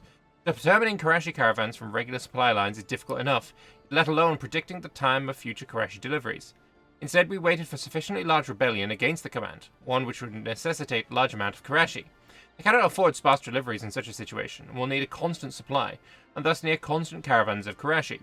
Our spies have just now informed us that such a rebellion is threatening to arise on the edge of the command's borders, and that they are already removing more Karashi in preparation. To assault the Karashi caravans, a legion of our finest soldiers stands at the ready, already briefed and having been preparing for this operation for months. They will follow the Dwarven road as far as they can, disguised as a supply shipment, while crossing into Hobgoblin land and evading their diligent patrols as best they can until they reach the Shamakad. Their target is a mountain pass that the Hobgoblins often use to conceal their Karashi deliveries from the surrounding area. This mountain will be used against them, acting as a choke point and allowing our army to wipe out their guards and take the Karashi. If the command uncovers our involvement in this raid, they will declare war on us without hesitation. Only our most loyal soldiers have been chosen for the operation, and mercenaries are out of the question, owing to their variable loyalties. Our soldiers bear no insignia and wear plain uniforms in Raheni style, concealing their affiliation with us. Unfortunately, concealing our soldiers' dwarven nature is much harder. Fighting the command on stilts to imitate humans is obviously impossible, so luckily we have scapegoats in Hellas itself. Nearly enough, all of Hellas desires Karashi and detests the command, and many dwarves from the Tree of Stone and Jade Mines fled to Hellas when their holds fell. The command will naturally suspect these dwarven minorities, supported by the Mountain King of Orghelovar, or even the Exilarch of Grozmdir, of carrying out the attack. The command's retribution against them is likely to be brutal, but our brethren must suffer for the sake of science. That's funny, especially considering they don't exist anymore! The command is dead! I killed them!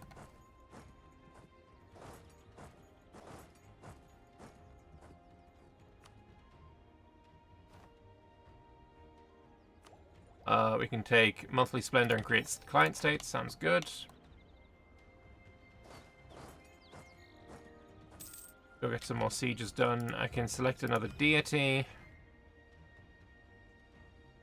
Get even more splendor.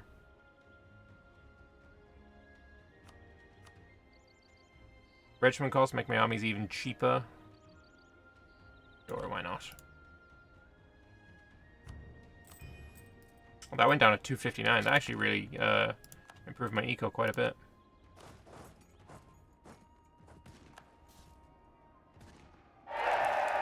Hey, Extraver, thank you very much for the gift sub. Appreciate it, man.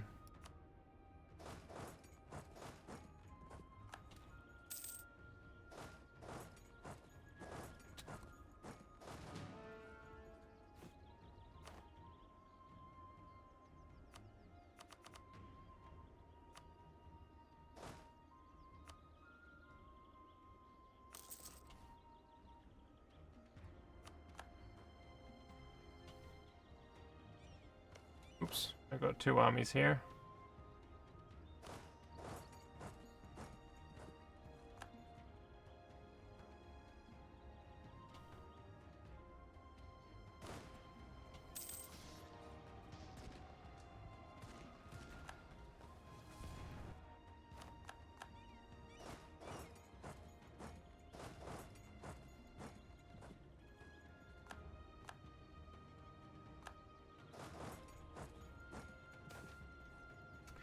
Galen Canoris is terrified, even more so than when those Jad merchants caught him selling powdered Knoll Claw as Suriel's patent sun powder.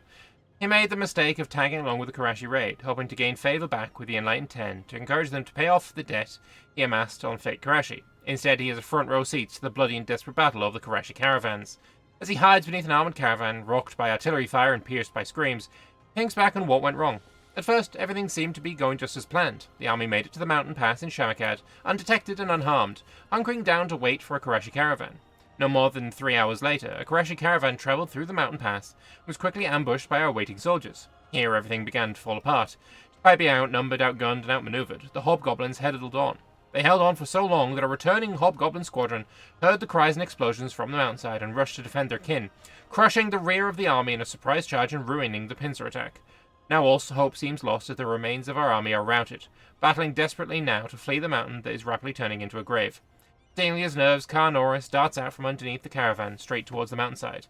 As he desperately clambers up the mountainside to escape the slaughter, a stray artillery shell strikes the armoured caravan he was previously sheltering under. An eerie screeching echoes down the mountain pass as Karashi crystals rain from above.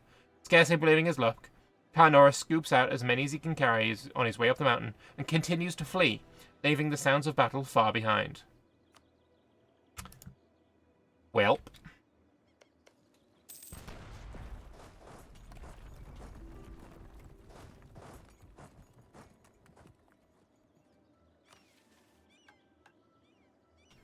Do another expedition.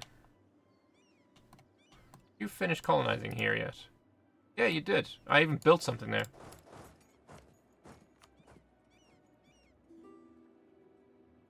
They still didn't fucking release anything. Motherfuckers.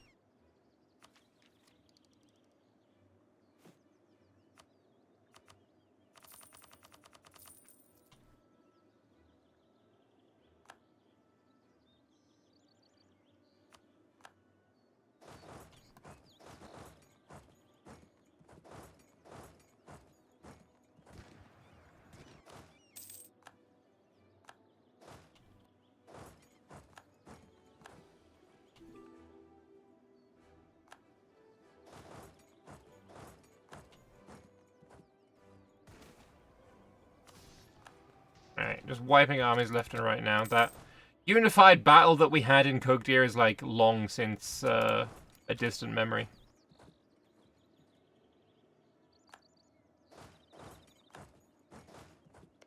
Any chance you want to... Oh, they do want to give me what I want. Nice. As well as a bunch of money. Perfect. We now own Kugdir.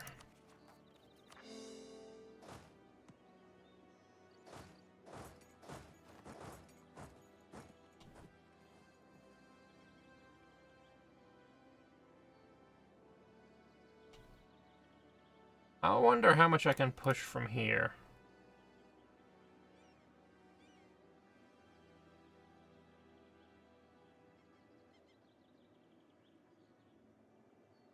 I mean... if we manage to get all of that, that would be fucking based.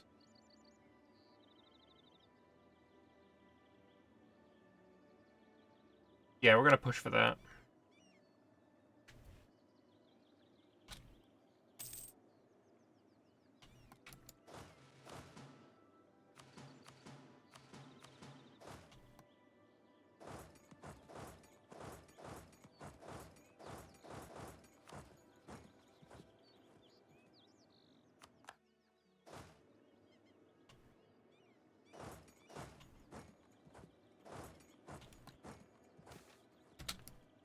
The 910 wait with bated breath for news of their daring Karashi raid on the command. In the worst case, failure could lead to not only not obtaining any Karashi, but to a war with the military juggernaut of Haless. A missive from the captain of the Karashi raid was expected days ago, and the mood in the room is dark, as many entertain the possibility that the operation has failed. Suddenly, a familiar face bursts into the room. Galen Carnoris has returned, scorched and bedraggled, clearly exhausted. In his hands he carries a rough sack full of black crystals. He's accompanied by several mage guards who insist on escorting him, unsettled by the crystals. Apparently they have a very peculiar effect on mages. Not only does this close proximity cause nausea and unease, they also perceive them quite differently. To them, the crystals are not just black, but almost completely devoid of light, more akin to a void than a crystal. Carnoris is absolutely adamant that this time he's brought Karashi, and that this time the Enlightened Ten are inclined to believe him. Still, to uphold the rigors of science, they must at least conduct an experiment to verify his claims. As mages and council members watch nervously, a small piece of the supposed Karashi is chiseled off and stabbed into the palm of a mage volunteer. Immediately he complains of dizziness and nausea. He also completely unable to cast spells. Even simple blasts of air and tiny lights elude him while pierced by the Karashi, and even after he drops the shard and remains unable to cast anything for several hours. The decision from the Enlightened Ten is unanimous. Galen Carnoris is finally delivered the Karashi they seek. Carnoris leaves hours later with a spring in his step, several debts lighter. Immediately, the scientific study of Karashi begins. It's quickly determined that it is almost identical to Azgalniv in composition, but has an inverse effect, draining mana instead of providing it. This led several of our influential scientists to deposit that Karashi is a product from Azgalniv, sparking a flurry of questionably safe experiments aiming to replicate it. After a few days of chaos, a gnome has managed to vacuum most of the mana out of a chunk of Azgalniv without the usual catastrophic side effects. Though his method was violent enough to collapse the structure of the crystal, producing a fine black powder rather than a black crystal. The resulting material behaves as a weaker form of the Karashi we obtained from the raid. Now that we've replicated it ourselves, we need only time to improve upon it. With science on our side, we will do in mere years what took the Oni generations. So, new missions. With knowledge of Karashi secured, we can begin producing our own. But the question is where? Ideally, it should be close to our research centers in Orghelovar, but outside the usual of the hold itself. Shazdandir, which currently lacks a specialized role in our nation, will be the best candidate. We'll turn the hold into a manufactory for Kurashi, although the predicted output remains low for the time being. The Damestear now produced in Shazdandir, which currently produces fucking copper. Goods produced goes down, but shock damage received goes down as well, which is lovely. It's a permanent Damestear province, which is absolutely based. We will immediately build that. So here, Shazdandir needs Damestear base production of 40. We currently have 33, so that shouldn't be too difficult to get going soon.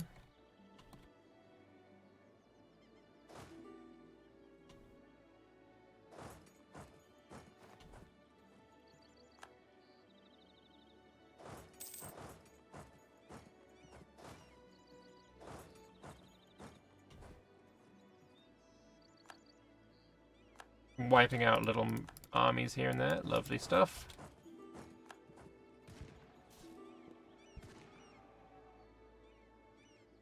I can still call in Gibbard. Got to help your dad set up a pergola. Nice.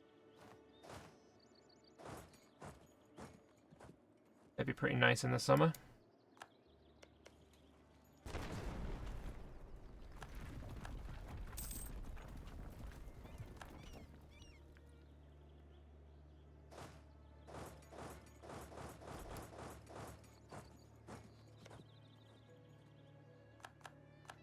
Oh my fucking Jesus, what is that? There's a million goblins. A million. Are you going through Goblin Tide right now? That's vile. That's fucking vile. What the fuck?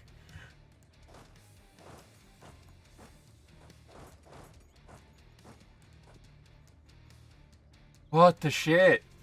What the shit? I don't think I've ever seen that many goblins in one place.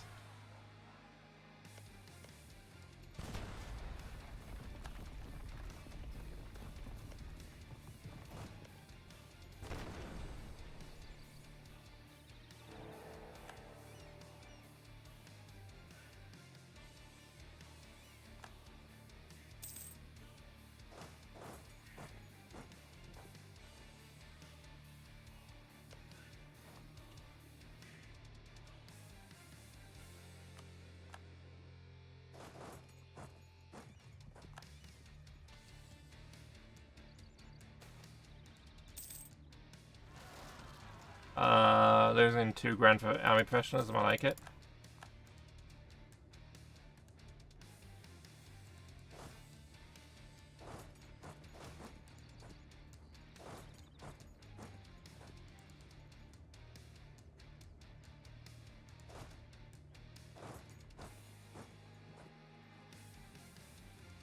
That's gonna help crack against me. Yeah, I know, right?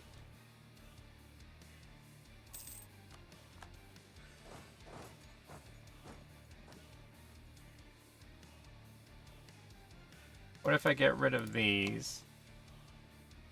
Can I get a border with crack? I can. I could do that.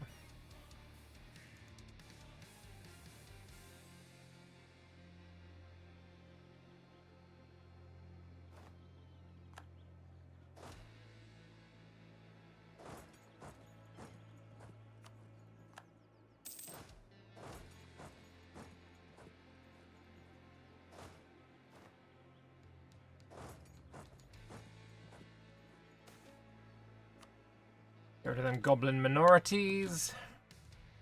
Rombach holds the observed area. Yeah, no way I'm getting to that.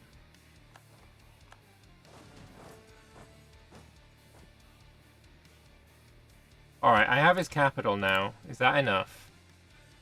Not quite. Do I even want to get up there yet?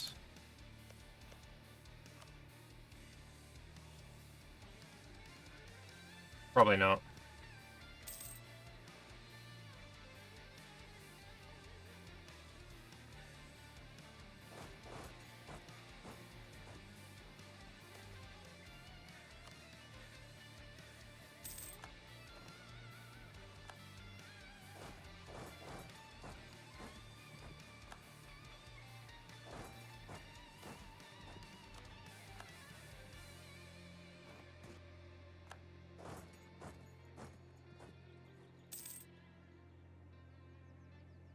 a new parliament.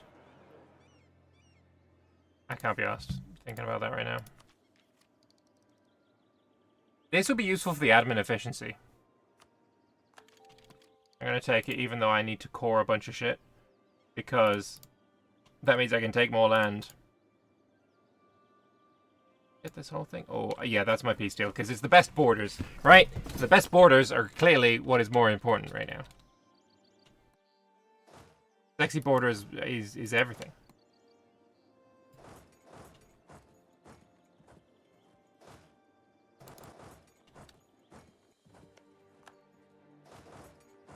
How much war score have I got from battles? 20 from battles. I feel like that can go to 40, right? And I can get more from ticking. Oh, I'll tell you what.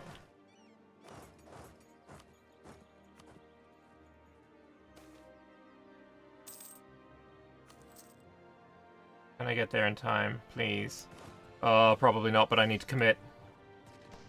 Future of science! Let's go. Did we already hit our limits?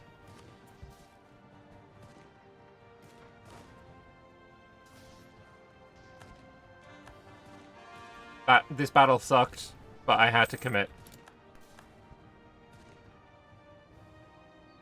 Holy shit, that battle sucked so bad.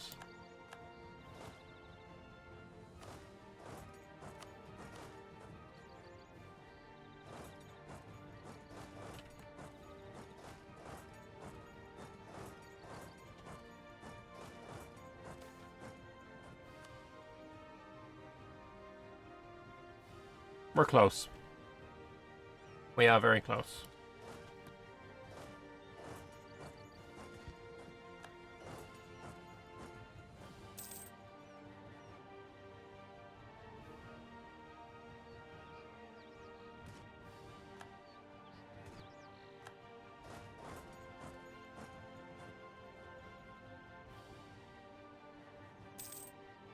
Oh, they retreated there.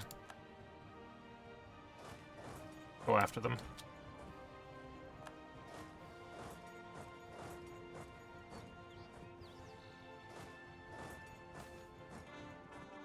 Nuremberg Glassbeard is hard at work in the centre of dwarven medicine, examining a sample of the serpent's corpse under his high-resolution microscope. When the samples were first brought to the centre, there was much excitement and theorizing from the doctors, eager to prove their own theory of disease. As time went on, most of these theories were disproved. Diseases do not generate spontaneously from dead matter, nor are they caused by foul odours and negative emotions. The only theory that remains viable is as ancient as the rest, the idea that somewhere in the air there exist tiny particles that cause disease when inhaled. Many had thought that with the advent of the microscope these particles would be found immediately, but the microscope instead revealed such a wealth of new tiny structures, particles, and organisms, it's been nearly impossible to categorize them all, let alone determine if any of them can cause disease. The knowledge-gathering mission was likewise a failure, only highlighting how all of Halan comforts themselves by treating the symptoms and ignoring the causes. Glassbeard has his own somewhat radical theory. In his opinion, diseases can only be increase and decrease in severity depending on how many of the disease-causing particles are present in the body. Even in safe environments, those with a disease will still grow sicker over time. Thus, the particles must be in some measure alive and capable of reproduction. He searched for the sediment, rocks, and water fruitlessly for anything that moved or reproduced, but anything that was once alive died in the choking dust and low oxygen of the collapsed cave. Today, he finally gets his lucky break. In this section of the decomposing serpent, rich in nutrients and mixed with the weakly glowing cave water, he observes tiny rods swimming around. As time goes on, these rods divide in two, then again half regrows and divides again, and so on at a shockingly fast rate. As he begins to worry they may never stop reproducing, they die just as quickly, creating a microscopic wasteland before his very eyes. Hurriedly, he takes another sample of the rods, and this time introduces the serpent's cure to it. Immediately, the rods stop splitting. This is ironclad proof of his theory. The rapid reproduction explains how such microscopic beings can become a life-threatening problem so quickly. Unfortunately, the rods are killed by many other mundane substances, and even enough pure water can kill them. Something so fragile really survive in the sturdy body of a dwarf? Through the night, he continues working. He vows himself that to be the one to finally crack the mysteries of the rot will be Nuremberg Glassbeard. Damn right. I believe in him. I trust him.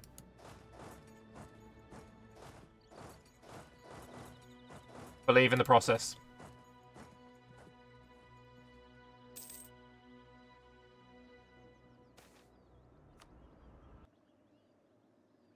Oh no, General.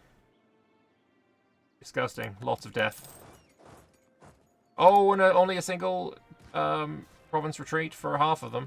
Don't know why only half of them, but whatever. Back wipe.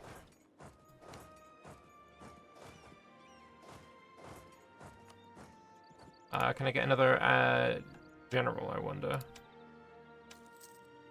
Great Dam once again, get that final level.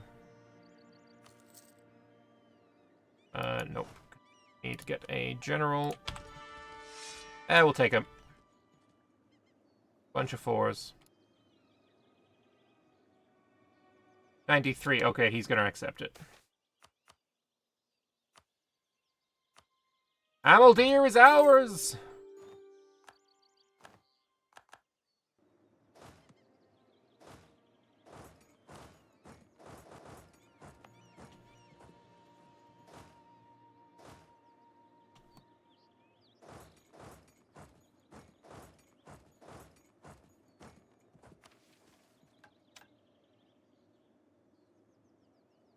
I kind of want to get rid of these ones, but I can't yet.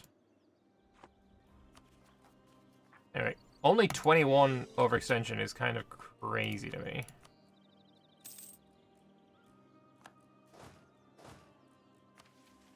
But it's fine. Alright, let's do an expedition.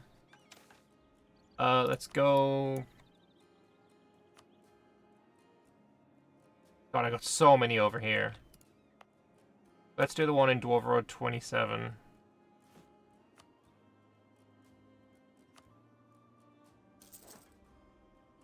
I actually don't have any admin points, so we can wait. As a dominant glass producer, as a nation with every intention of staying dominant, we need to continue innovating new uses for and styles of glass. The many gemstones in the Serpent Spine feature a glass-like appearance, but are harder than almost any metal. Our researchers hope to combine their intimate knowledge of glass with the strength of these naturally occurring crystals. It's our duty to provide them with an abundance of each gems. Hell yes. New mission. So, no owned province producing iron has a... Okay, so every province with a workshop needs to have a weapons manufactory as well. Holy fuck. No owned province with a workshop doesn't have a manufactory. We'll go for iron. All provinces have it. Oh, that means it's going to be something like... Oh, this is actually going to be so fucking annoying to do. Right, you have both. You have both. You don't have both. You have both. You have both. You do not have a manufactory. We don't need a trade depot. You have both. That's not mine. You have both. You have both. You have both. Both. Both. Both. Both. Both. Both. Out of curiosity, can someone just confirm to me, both is in fact a word now, right? It's kind of stopped feeling like a word.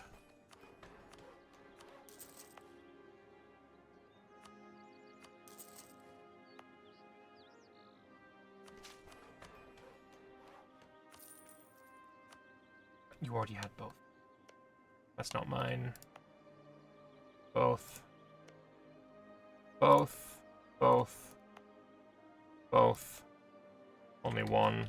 But that's not mine. Both. Both. Neither of those are mine. Both.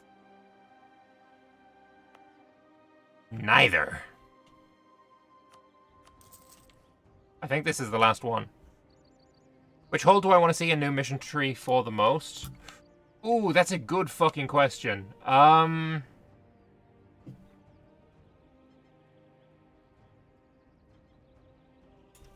is a good question. Pretty sure everything in the north has it. Like, what are the holds that don't have mission trees right now? Cozinad? I'm not a massive... Like, this is a brothel. If that's what all Cozinad is about, not really that interested.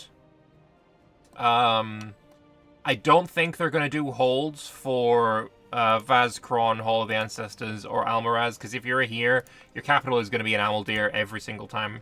Like, guaranteed. That's got a mission tree. That's obviously got a mission tree. Moving further down, there is Golvazumbrug. That could have a mission tree. This is all about artificers as well. That's why I wanted this to be converted, so that I could upgrade and get Artificer Force Limit. But it needs to be 60 fucking development. Which is kind of crazy. Or it needs to be at 50 so I can dev it. There you go. Now dig. Then there's Orghelovar, which is named after the guy who fucking created the Serpent Spine. Or, like, created so much of the Serpent Spine.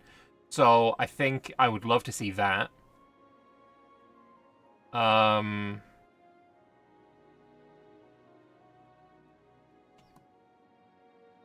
There's Gor Ozumbrog, Topaz Dwarves.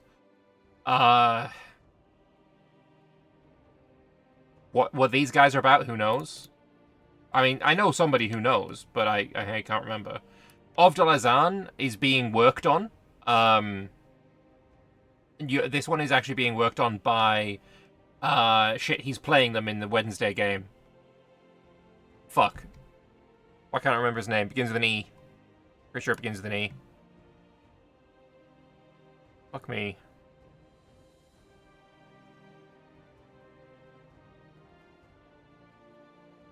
Shit, who's playing it on Wednesday?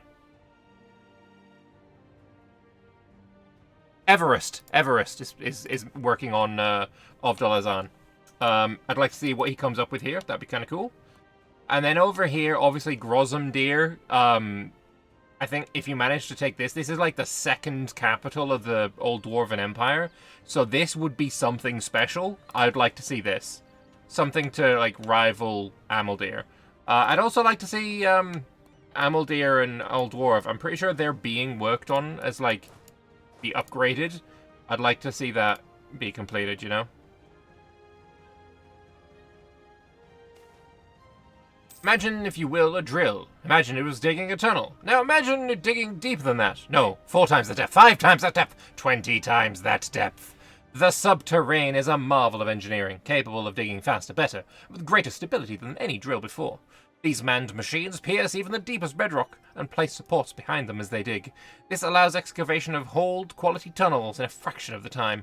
With the subterranes, we can build complexes for trains beneath our cities. We can create buildings that never see the sky. We can take every piece of land we own and make it hold 4 times the buildings it currently does. What cannot be accomplished with a subterrane? Facts. More research, please. Right, and this subterrane... I thought that was one of these. That's this. Construction cost, construction time. I'm gonna activate that because, I mean, that's fucking based.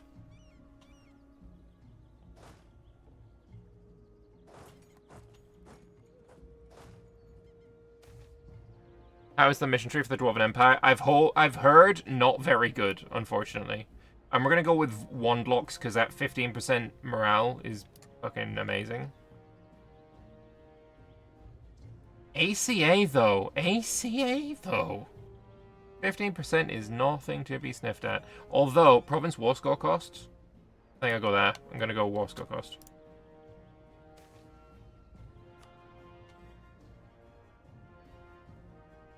I love this track. What's this one called? Tawan Tin Suyu. Great track.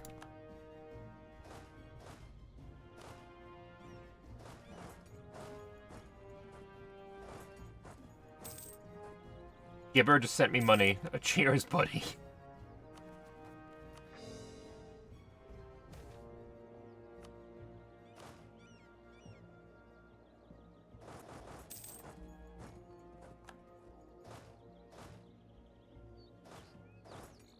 Oh yeah, this one, I'll build a fort here.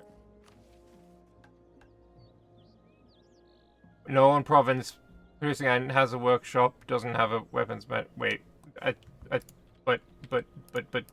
but this one that I took up here, it needed one of them, right?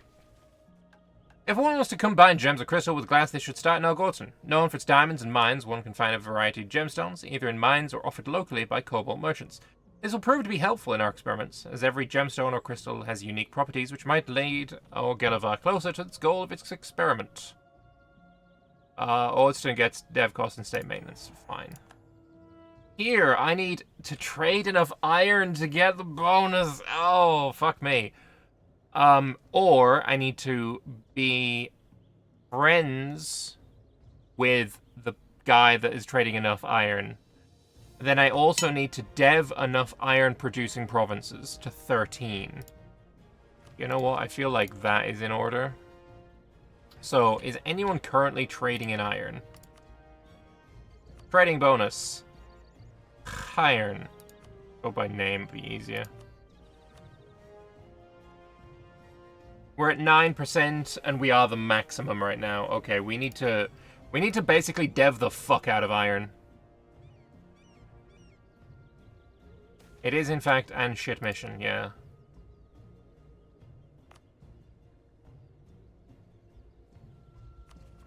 I think the one that we're on right now is a, optional. It's not a required mission to finish the MT, though.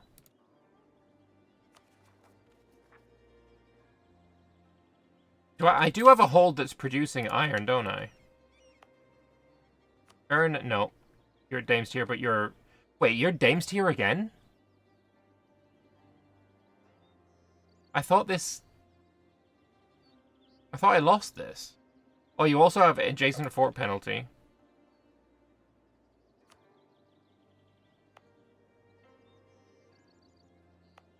Okay, now it's fine. You're obviously mithril. How about up here? Paper, glass, paper, kitty grapes. A serpent's bloom, wank. Serpent's bloom, wank. Iron.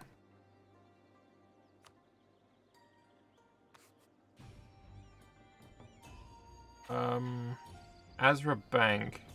Quite nice, actually, all of that stuff.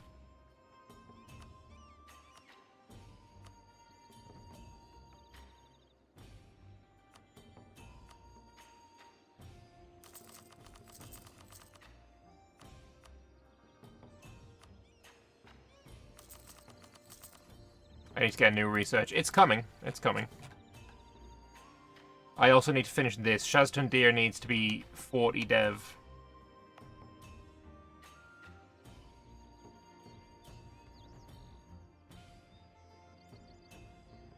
What's this? It's a trade station.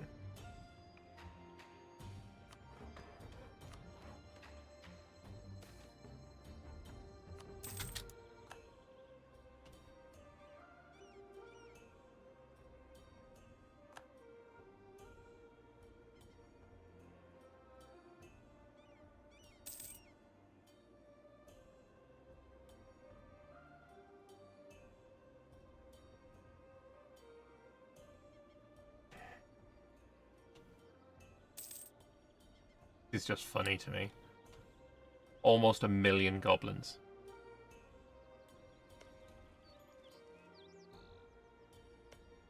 Crack has 100k, in fairness.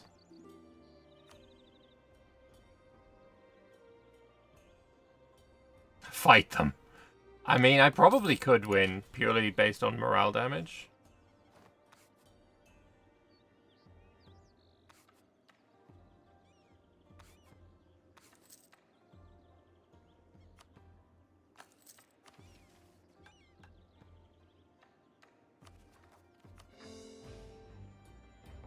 Alright, almost finished coring everything. So I'm liking the 35% admin efficiency, even while expelling bastards.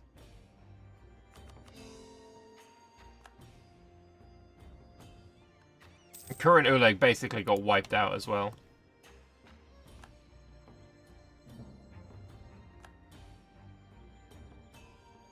1 million.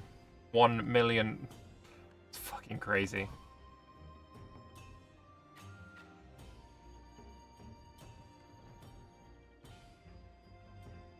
Can't go through Grombar. Imagine though if they could. It'd be very funny.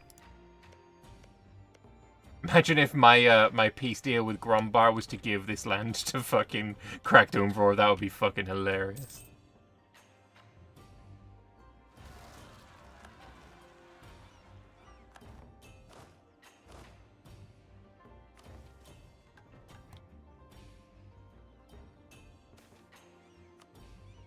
Get these dwarven rails upgraded. I can do that again.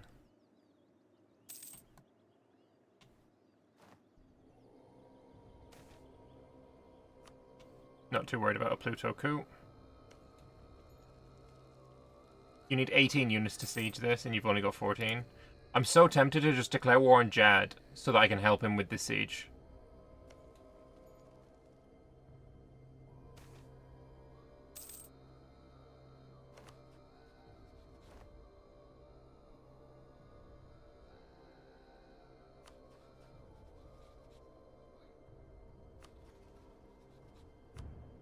Anyway, choose my final deity.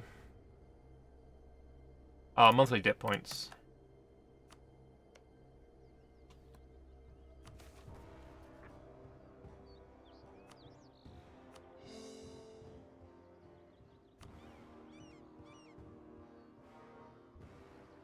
Grombar mobilizing for something. Oh, they're at war with you.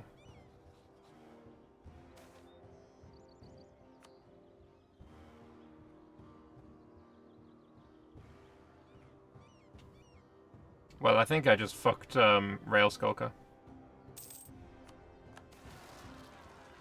Both the townspeople of Traveller's Refuge know what's upon them. Dozens of 8-legged monstrosities clamber up the walls and cut the guards in two with razor sharp pincers.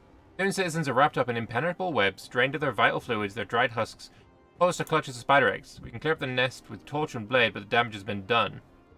That's where we had the fucking Grossum deer, Grossardum.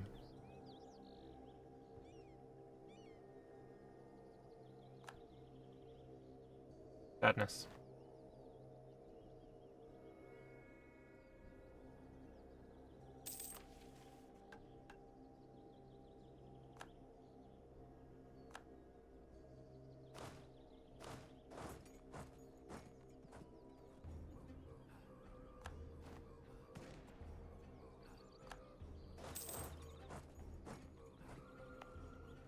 I need to get rid of these Coronite fucking orcs.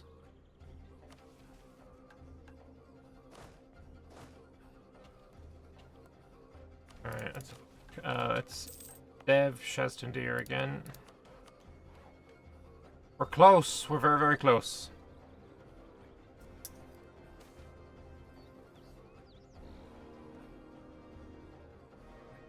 Back after catching up on my Discord meme and update content, including hot topics from Mord's Discord. Mordred or Mordaith?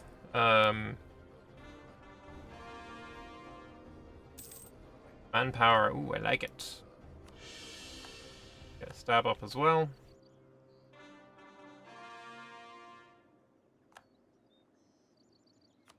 One more click of the button and we are good.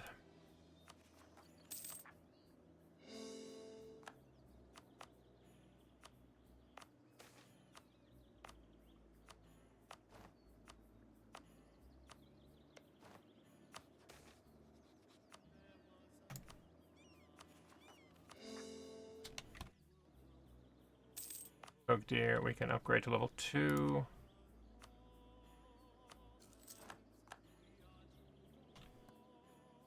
Oh, it's up to 1 point. They're growing. They're fucking growing. It's getting worse. Build Cavern Prophets, like that, like that. I could become Old Dwarf right now. I'm not going to yet. I'm going to finish this Orghelovar tree. I like my color as well.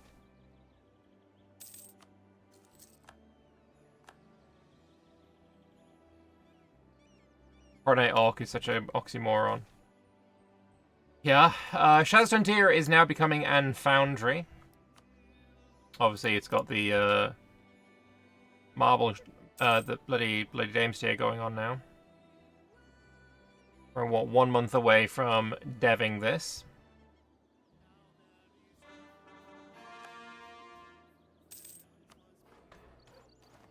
I'll dig it as well, because why not? What else did I need for this, then? No, not you.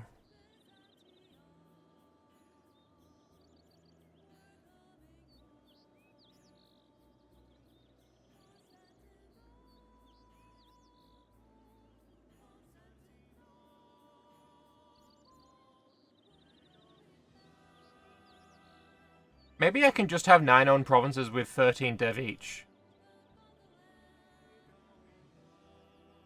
Oh, and here I need Damestear to not have the modifier that it's got somewhere.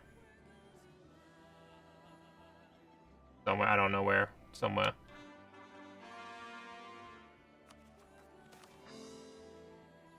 In his office at the centre of dwarven medicine, Norimberg Glassbeer muses on diseases under candlelight. Covering the walls and floor around him are sketches of his microscopic observations in jars of various jellies and liquids perched precariously on stone shelves. On his desk sits a response from the Enlightened 10 regarding his theory of disease. He posited the rot was caused by tiny rods he observed, which he named Bloth goblins for their rapid breeding and movement, desire to invade places they shouldn't be in, and most of all for their tendency to kill dwarves. The council agreed he discovered an organism of great interest, but thought he did not successfully prove these had caused the rot. Indeed, he thought he'd found similar organisms that had not been able to find these specific Bloth goblins in any living dwarf, as all who had the rot were either dead or burned or wholly cured.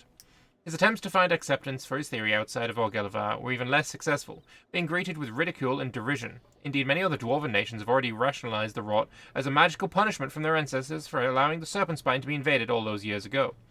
Glassbeard knows if he only had a person with the rot before him, he could isolate living Bloth goblins from their blood. With an audible crack, he sits up ramrod straight in his chair as an idea strikes him. He already succeeded in isolating Bloth goblins from the original samples and growing them in large jars of broth made from the serpent's corpse. If we were to ingest Bloth goblins from these stores and develop the symptoms of the serpent's rot, would that not finally prove his theory? As he prepares to rush to the lab and recruit some doctors for his experiment, he stops to scribble a quick will, exhorting his descendants to continue his research. It matters not if this experiment kills him, so long as it saves many other dwarves in the future. However, if his sacrifice is not to be in vain, then the world must know of it and its consequences.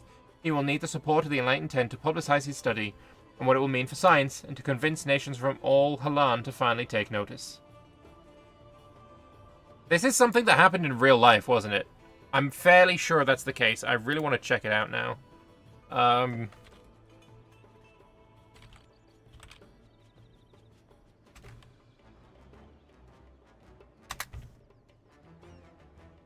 Barry Marshall, an Australian physicist and 2005 Nobel Prize winner, proved his theory to the scientific world through self-inflicted infection that he was confident could be cured. What was it, though? What did he test on himself?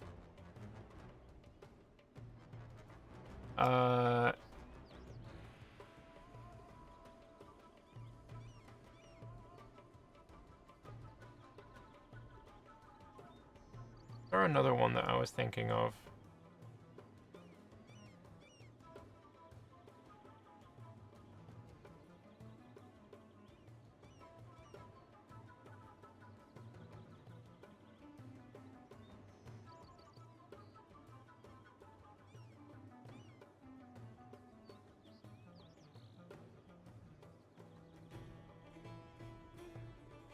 It definitely has happened a few times, but I think there's one that's very, very famous.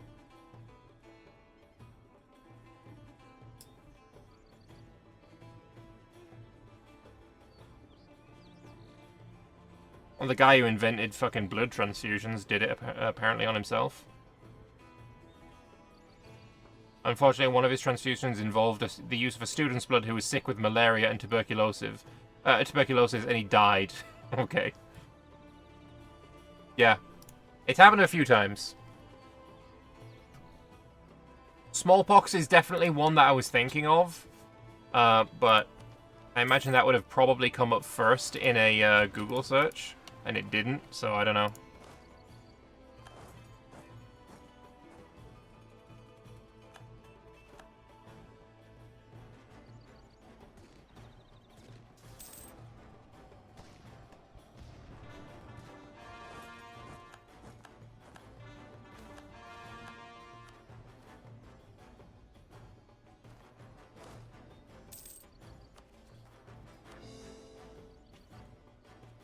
Right, so I need to do some development. We're looking at... Let's actually go by... I need to get to 13 Diplo development. Where's the cheapest iron is right there. That's fine and well, but I need to get to... I need to basically sort by who has the most Diplo dev.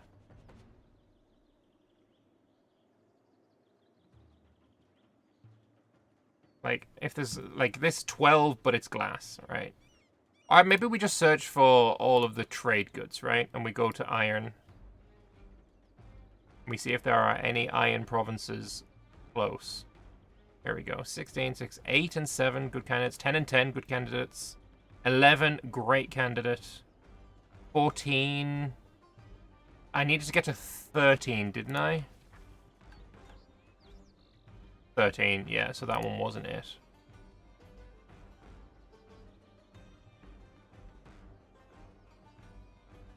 No, wait, it's here. It needs to be here. So, I'm gonna go back to the start. 4, we got a 5. 16 is already too high, 24 is too high. And we were on the cows already. So, yeah, we're basically looking at, like, these 4s, this 6. That's 30 to dev. Cotti Rontol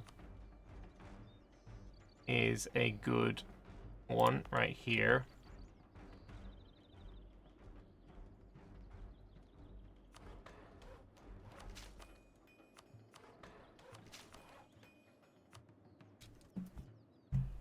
Still going to be an absolute pain in the ass.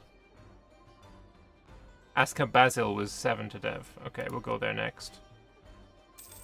So I need to do 6 of these.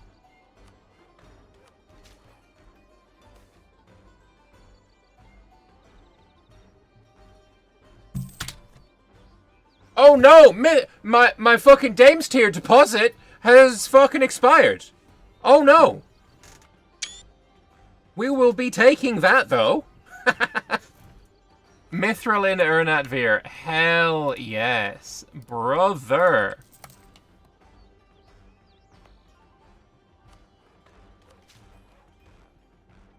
Still, this is only 26 to dev. Do that as well.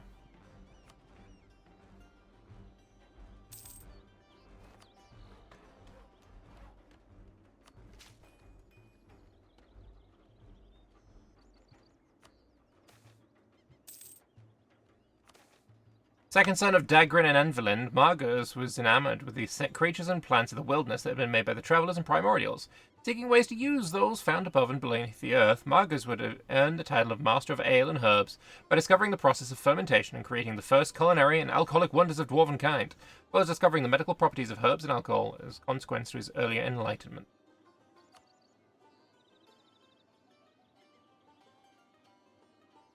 It reverted to its first resource rather than to its random colonizing resource. I don't know. Maybe I got lucky. Anyway, that's 13. That means you're now at 4 provinces. Alright, you said Aska Basil.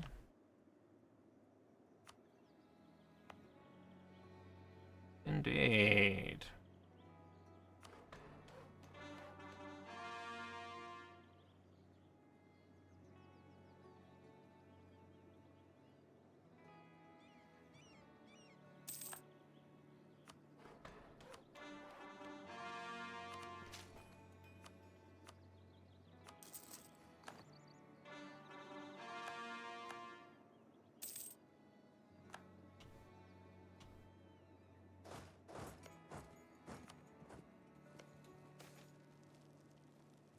After thousands of dwarf hours of research into combining natural crystals and glasswork, with nothing to show for it, save the knowledge it can't be done with our current technology. In light of this adversity, their ancestors have provided us with a glimpse at a new possibility. While excavating the sapphire mine, a group of adventurers stumbled across a workshop from the days of Old Dwarf. Although many of their instruments are corroded beyond use, and no legible lab notes remain, there is a material here that we haven't seen before. It's clear with a blue tint, hard as ruby, yet clearly drawn sheet of manufactured material. Unsure whether it's some kind of artificial gemstone or a new hardened glass, we've taken to calling it sapphire glass. With testable samples, the knowledge that our goal is achievable, it's time to get work on recreating it.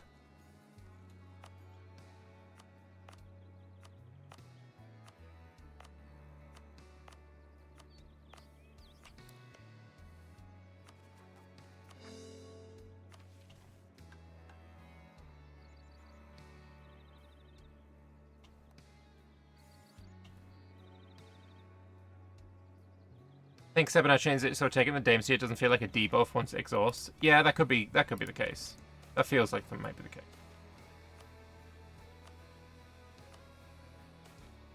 Oh, now it's only 3 to dev? Yo.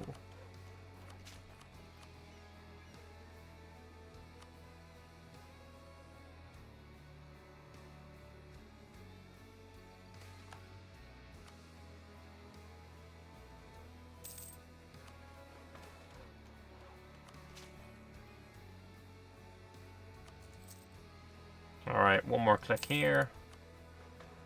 Alright, now we need to find the new cheapest iron province. 6. We got 3 in Orghelovar, 14.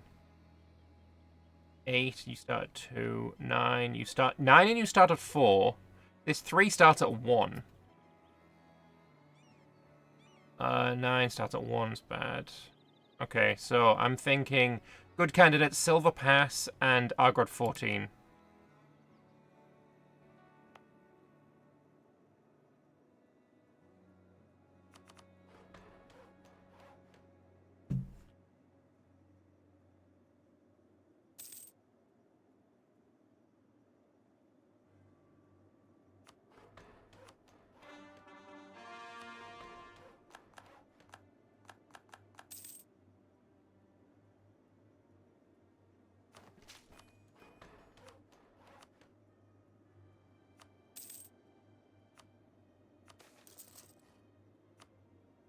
Railskull created a coalition against me? Excuse me? Excuse me? You think coalitions are a thing at this point in the game? What the fuck? Crazy speak. Crazy, crazy speak.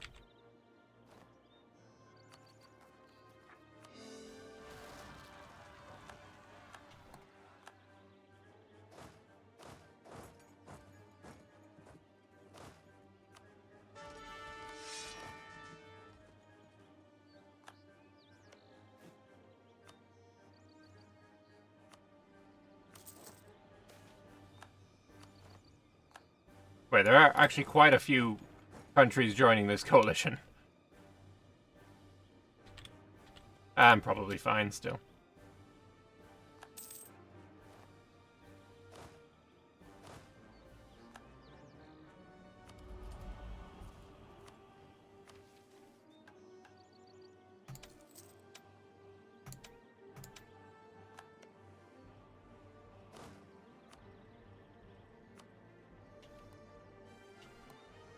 Alright, go back to Orghelovar 14.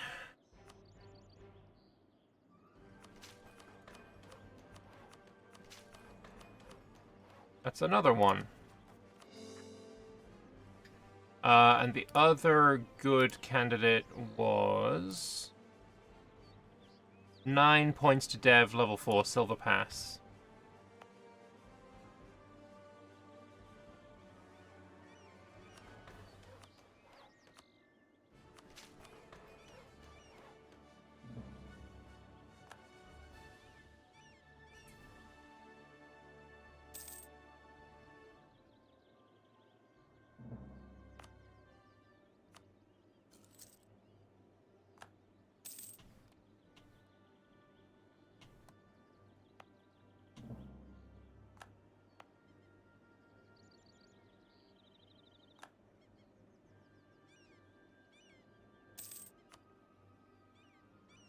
Alright, I need to build you a temple for cheaper deving, because we still have development of temples.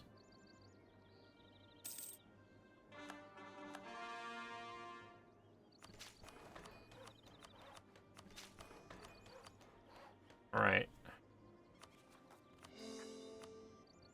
How many more do we need to do? 2 more. Alright, what's the next good candidate? 6, and we start at 4. That's fantastic. I got 5. Base for a temple already. Fantastic. It already has the university as well. Alright, 4. Beautiful.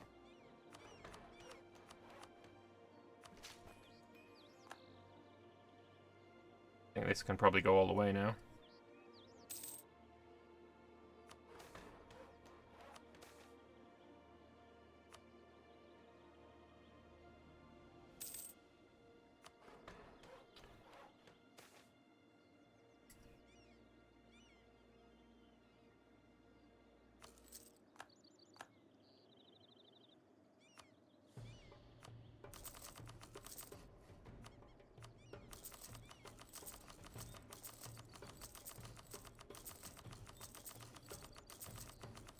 You never know when these might come in handy.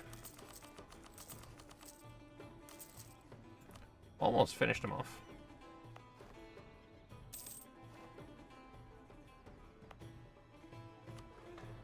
One more dev click. 21. All I need. 2 months. And I do believe we need to find another one again.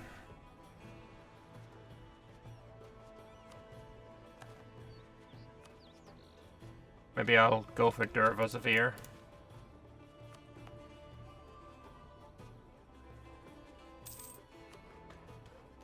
Alright. Who needs to dig? Lodom. That was 1,000 crowns to dig. That's kind of crazy. Alright, I need one more province. Let's have a look.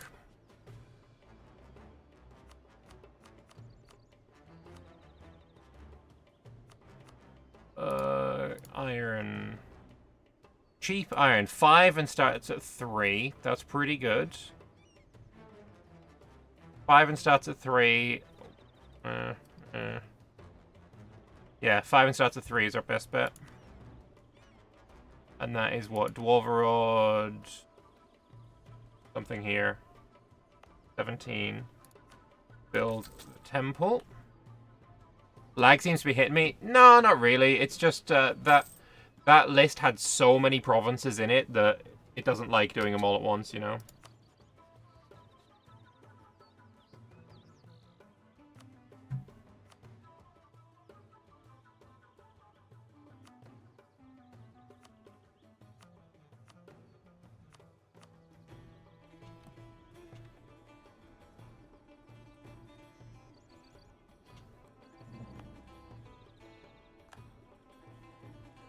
This 5 is going to probably go down to 3. Jorkad Dam is complete. Vinrielin gets Jorkad Dam giving trade power efficiency, etc. Gain prestige, gain splendor. Finish the construction of the dam.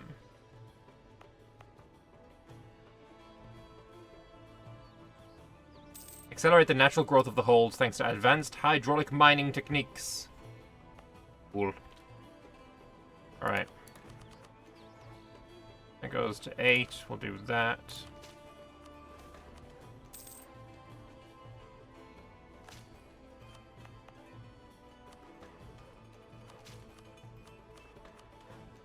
$17 points. One more dip point and we're good.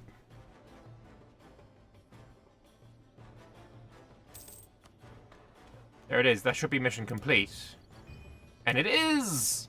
The discovery of the ancient workshop filled every kobold dwarf with anticipation for what might be possible with glass. It proved to be very sturdy compared to known glass and was unlike anything we've seen so far. The Enlightened 10 have already vague ideas relating to metals, especially iron and mithril, and as such asked Orghelovar to ensure a steady supply of different qualities of metals. Looking at the rubble, our experts have found little reason to believe this workshop worked with precious stones. The mystery material, therefore, must have been the result of combining glass not with gems but with a metal. The question now comes, which metal did they use? There are 3 main schools of thought. The first claims that a glass alloy only found in the serpent spine surely would have involved a material only found in the serpent spine, our most valuable mineral, mithril. The second group posits that the craftsman who made this would have done so with simpler materials that are more common and understood, iron. The third group is convinced it must be something more niche than either of our top metals, probably something the local caves are rich with. I mean, 22,000. I mean, I think we go with Mithril, right?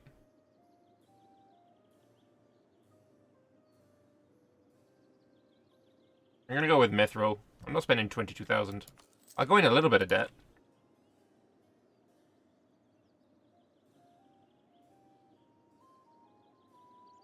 Any known country. Oh, I need to be friendly with a bunch of different places.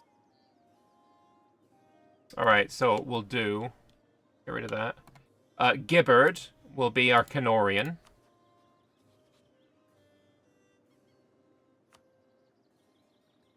Right?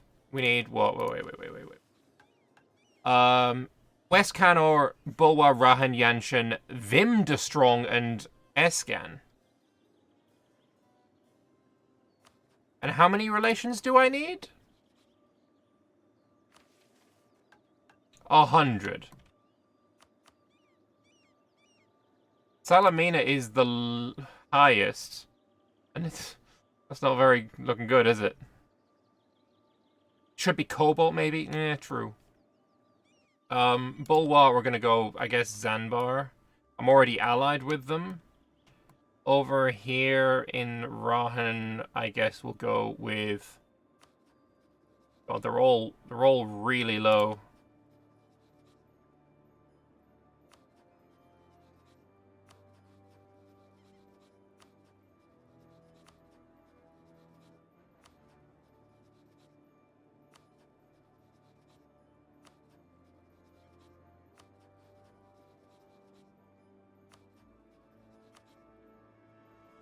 Where in the actual fuck though is Vim de Trong? Where is Vim de Trong? Be way easy before Cobalt, true. Wait, no, unironically though, we need to figure out where Vim de Trong is.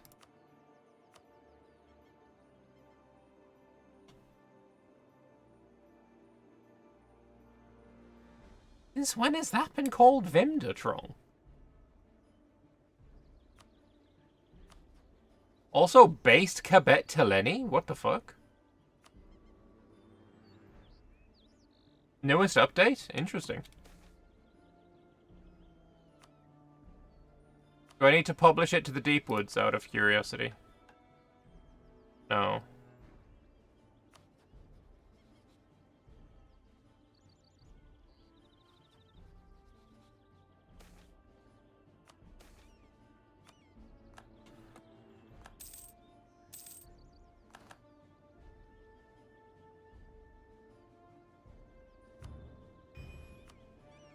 Improve relations modifier might be useful. Diplo rep? Diplo rep could work. Get Diplo rep guy.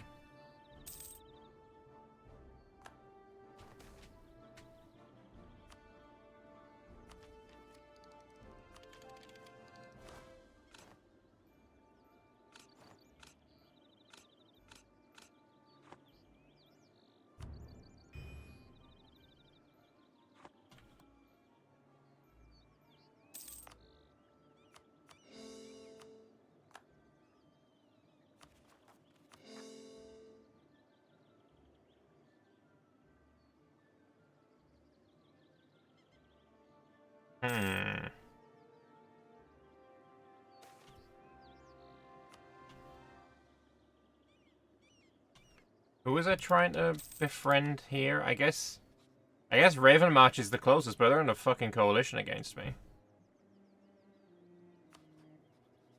Your capital's down here, so you don't count. Barrowmand?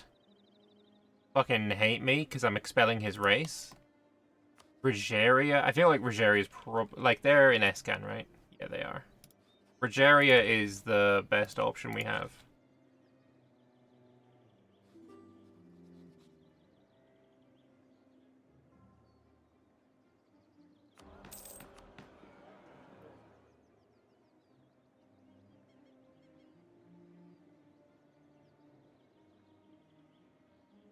don't want any of those things.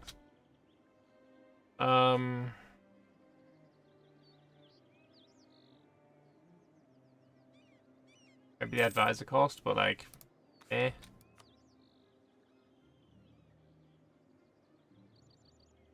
Yeah, they're all shit.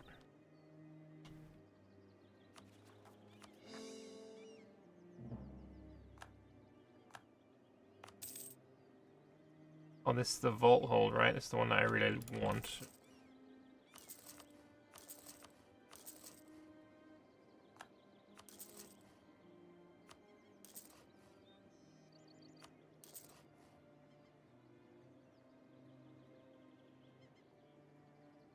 That's Artificer Force Limit Fraction plus 2.5%. We're about to get, though, 5% fire damage, huge. Artificer Force Limit 10%, sorry, 5%, huge. That's so fucking worth it.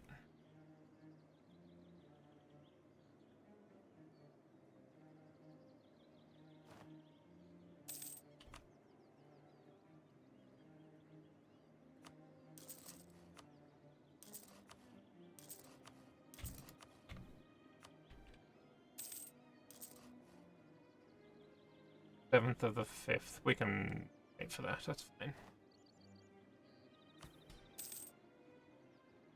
Oh, artificers need to go up a little bit, and then I can take their land from them.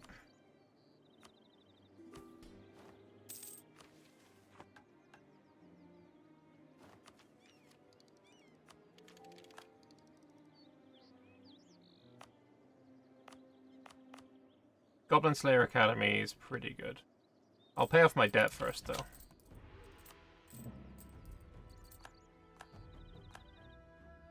Right, can I ally any of these guys? Oh, we're already allied with you, so that's nice. Gibbard we're already allied with.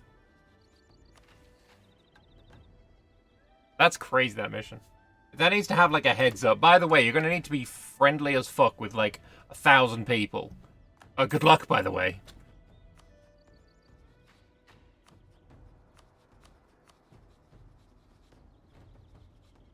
All these guys have all got, like, 1,000 allies.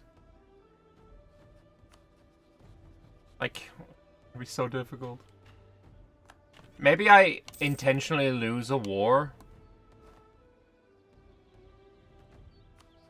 Maybe I intentionally lose a war, just to get rid of the hegemon.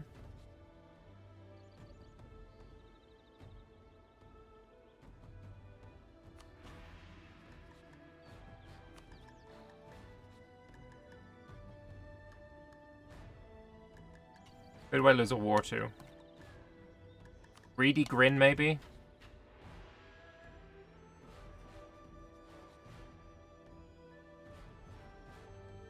As soon as we get Gibbard to 100, I'll see about that. Well, we can go back to Gibbard there easy.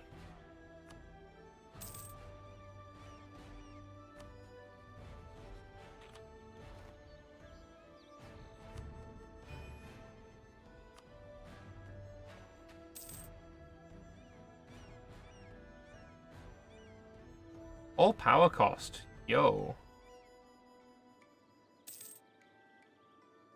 Oh my god, and if you're a mage, you can fucking get your mages better? Oh, that's so good. And the minor deities will cast a lesser spell? That could be so amazing. No imperialism? Not yet, no. Imperialism is... 20... I thought it was Tech 23.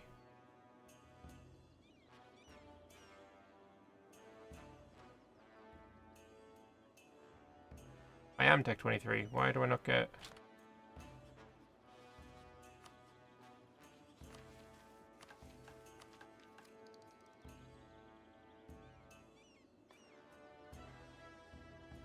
Where do you even see that again?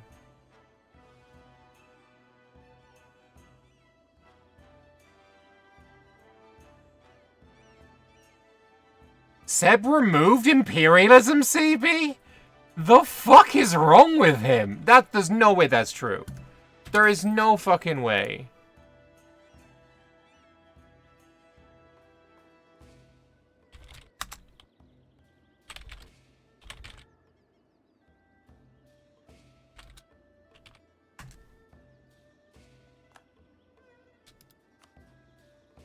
That's legitimately fucking crazy if he did.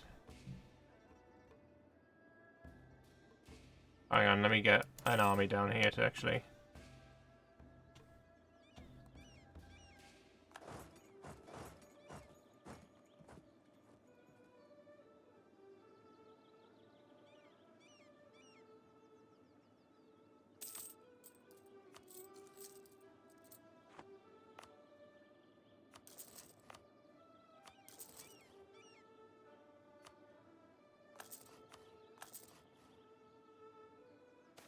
Oh, that's morale damage received. That's a really nice one, actually.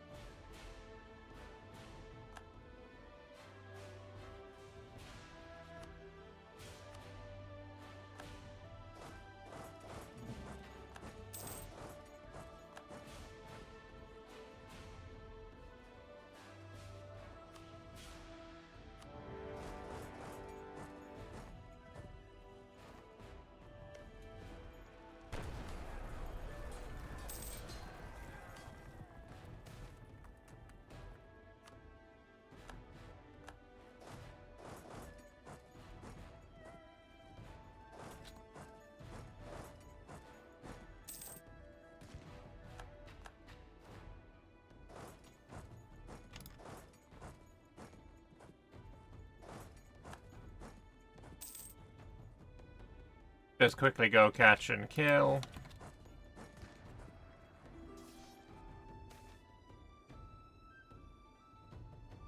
Gorbrad.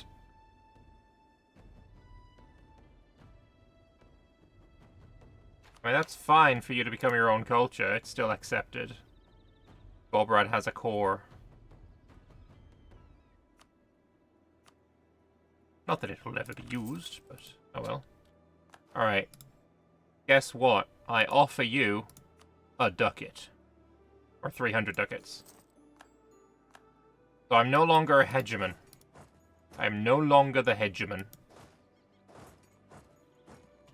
That should make befriending some motherfuckers a little bit... Oh, you're so close. You are so close. So close. I have nationalism, but there's no imperialism? Oh, that's fucking wild. Alright, I'll send a gift to you.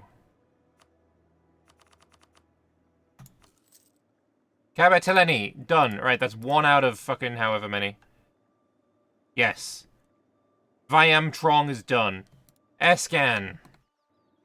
Where is Rogeria? They're at positive 52 now.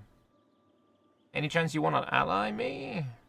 Oh, you're real close to that, actually. Let's proclaim a guarantee. We'll go back to Gibbard. And I'm going to influence you. Coalition's ended. Alright, Rogeria. Can I ally? Yes, we can. 25th. 115. Good. Right. Let's have another look here. Canor done. Vamtrong and Escan done. I now need to do Rahan and Yanshen. I didn't even start on Yanshen.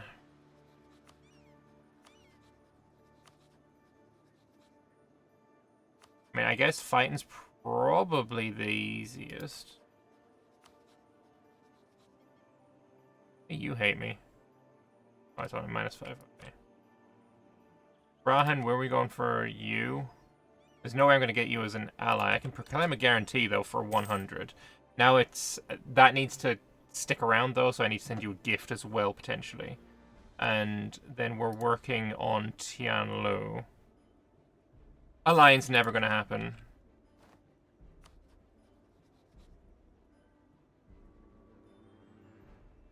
I'm going to improve relations just because you're about to lose it over the yearly tick.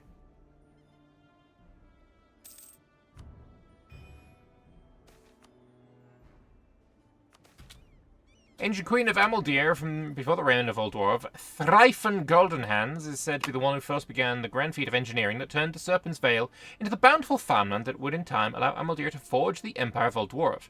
Pious and devout to the gods, she took no husband and sighed no children, even as her hold grew fruitful and rich from the grains in the vale. Just as her reign was reaching its apex, it said that Margus took himself took her as wife, coming down from Dagran's hills and whiskering away in front of her entire court. Cool. Is she one of these? Yeah, there she is. Land attrition -10. I actually love that. That's pretty based.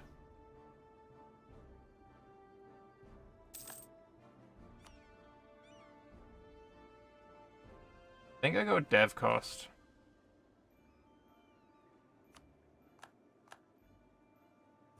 Just because it is that good. Oh, there we go. Serpent's Veil irrigation. That's going to be so expensive admin-wise.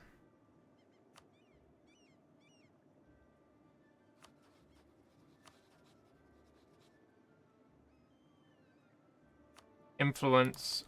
Yeah, it's expensive, but whatever. Funny. I like it.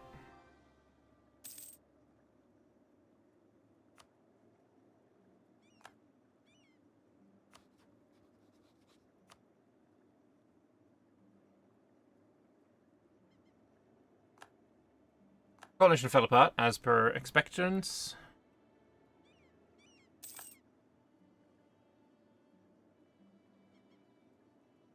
What else can I do for Tianlu to make it go faster? Not much other than send him a fat-ass gift.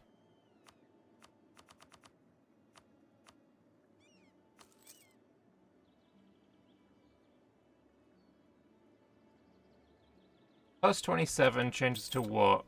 Plus 30. Okay, so it's 3 a month. Deniraj, we can remove that now.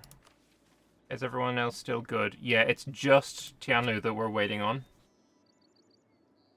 You're rivaled with Fightin. You know what, Fightin? You know what, Fightin? You're a piece of shit, Fightin. Go fuck yourself, Fightin. Many dwarves and gnomes in our laboratories and hospitals in Argoston have now spent years studying diseases, not only in Serpentspine but in lands across Halan. We've learned a great deal, but the greatest discovery has also been the smallest. Tiny creatures invisible to the naked eye, revealed only by the microscope. The connection between these organisms and disease is far too valuable to hoard for ourselves. Everyone in Halan must learn of this discovery, so that doctors can save more lives. And with it I get... Event! Nuremberg Glassbeard sits on a comfortable bed, surrounded by doctors and journalists in protective gear. His resolve to prove his theory by experimenting on himself won over the Enlightened Ten, and they sent diplomats all over Halan to publicize this great feat of Orghelovarian heroism. It seems that all the world is waiting for the results of this final study, and many nations have sent journalists to document the whole process. 5 hours ago he ingested the rot bloth goblins he cultured from the serpent's corpse, and aside from some nausea from the repulsive mixture, he feels completely normal. As the head doctor begins drawing blood for an hourly test, Glassbeard notes his throat and neck have begun to itch. The application of a topical cream does nothing to abate the itching. An angry red rash quickly spreads across his body. The doctors are in favor of giving him the cure now, but he insists on waiting longer. The more symptoms of the rot he presents, the more credible his theory is. Exactly 7 hours and 18 minutes after ingestion, he vomits a mixture of blood and ale. His condition rapidly worsens, and he's seized by tremors and stabbing pains across his chest. Finally, after almost 2 hours of agony, he consents to receive the cure intravenously. Just as expected, his condition rapidly improves, and at the 14-hour mark, the head doctor declares his condition is now stable. 2 weeks later, Glassbeard is present before the Enlightened Ten to receive his reward. For his selfless determination and scientific spirit, he is named a member of the Council, and the head of a new field of science, the study of bloth goblins. He's almost completely recovered, aside from some lasting discoloration to his face and a weakness of the legs. As he had expected, the samples of his blood contained increasing numbers of rot bloth goblins up until the cure was taken, whereupon they rapidly decreased. As of last week, the rot bloth goblins are no longer present in his blood, and he was declared non-contagious.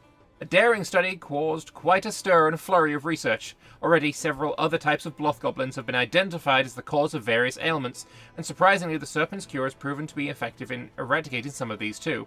It appears that the pristine fungus produces a substance capable of preventing some bloth goblins from reproducing, so great farms have been set up to mass-produce this substance for medical use. The doctors of Orghelovar are now renowned for their knowledge and care, and the Centre of Dwarven Medicine has opened to an expensive clinic to study new diseases in living dwarves. The unscientific assumptions surrounding these diseases have been eradicated once and for all, so as hopefully all diseases will be. Fucking based. Dev cost and manpower recovery speed. Based! Absolutely de-fucking-lightful. Now I just need to wait until adapting to new production is no longer on Chestundir. Oh, there it is. 89. Oh, that's in like 3 months.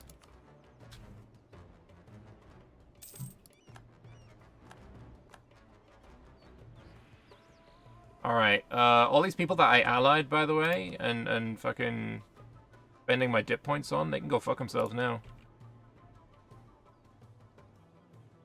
I think I'll keep Rogeria, I'll keep Gibbard, and I'll keep Zanbar, because they're cute and funny.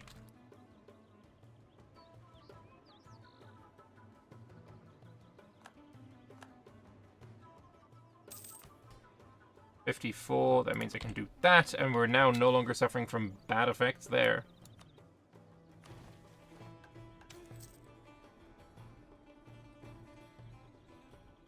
Amazed at the amount of lore they made. Yeah, this mission tree is so fucking cool. I am a massive, massive stan of Anbennar lore writers. I think they're awesome.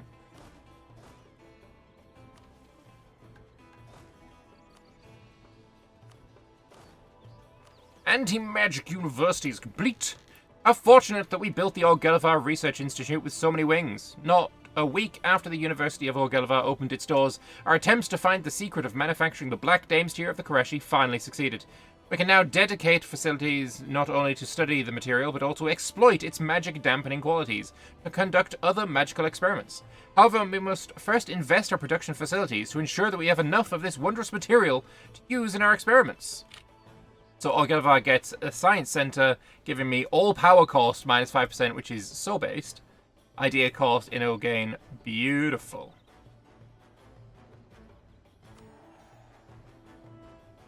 Now I assume I'm going to get new missions after a not too long period of time. Did it say I would? I would assume so. I'm pretty sure I've done all of the missions. Like, I see green ticks all over the place. I just double check.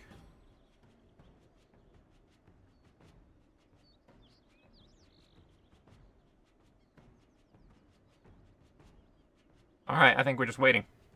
Hey Lambert, huge fan of your Anbennar content. Thank you very much. Am I excited for the mod to come to CK3 and Vicky3? I will try it, for sure. I'll give them both a fair shake. Am I excited, though?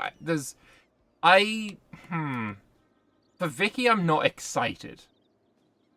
Vicky is not my game at all. But I am very much looking forward to giving it a try.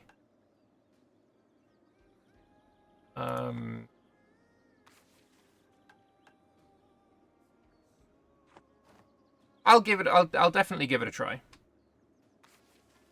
But it will have to win me over.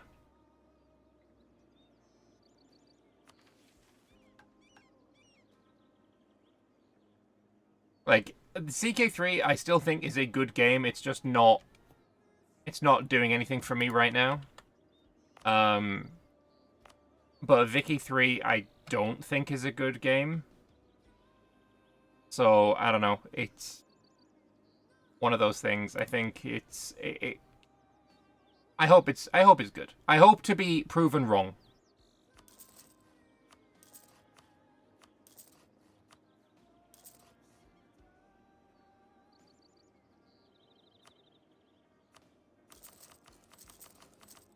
The Blue Glass event was not mission related. Maybe that's what I'm waiting on then. Yeah, maybe that's what I'm waiting on.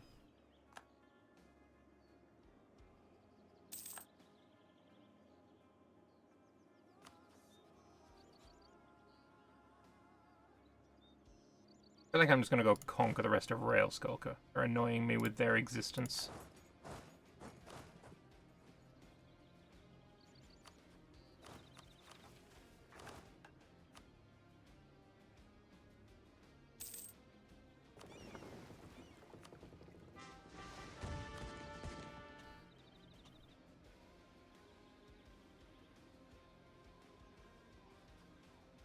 They have no friends. Let's just go murder.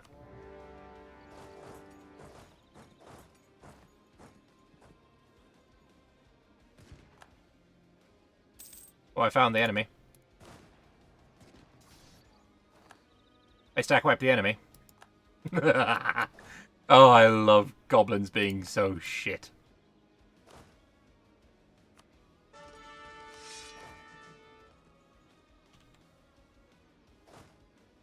What hole did I start as? I started as Blackbeard Cartel, and I migrated to Orghelovar, which is this one right here.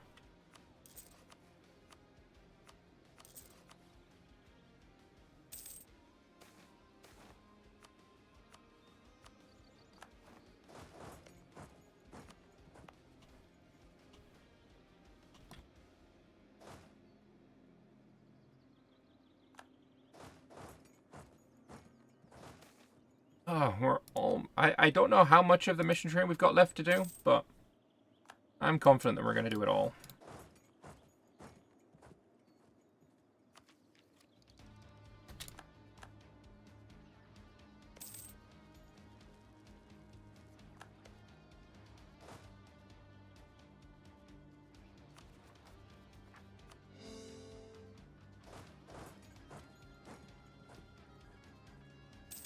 I imagine I should be able to take everything here as well. Oh, the stuff down here as well. Oh,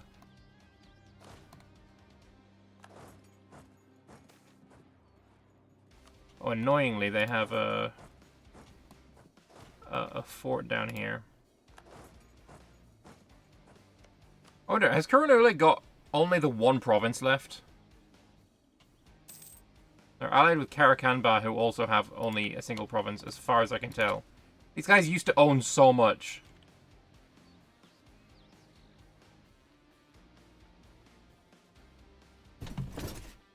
Recently watched your first Anbennar players where I played as some dwarves. Which one was that? Because I've done a few dwarven ones now.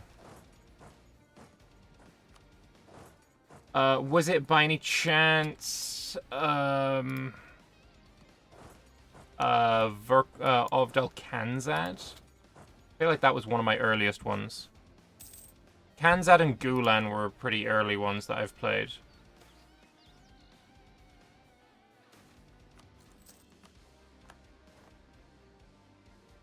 I'm capped on mill points.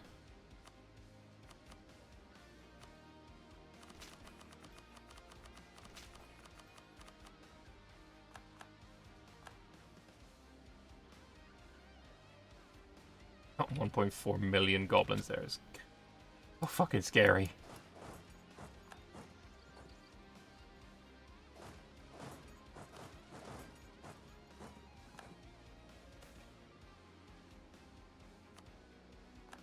Artificer's disloyal, not fun.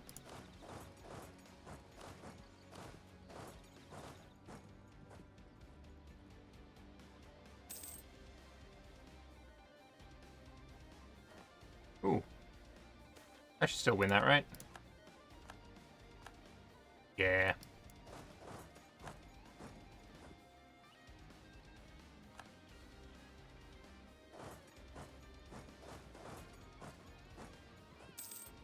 Other than the astronomy hole, do I have the rest in the West Serpent Spine? Yes, I think so. Unless you count Crack. But other than that, yeah, in the West Serpent Spine I have all of them.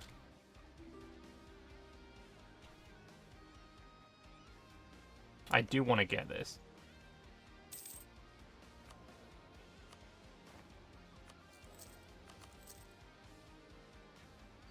There we go.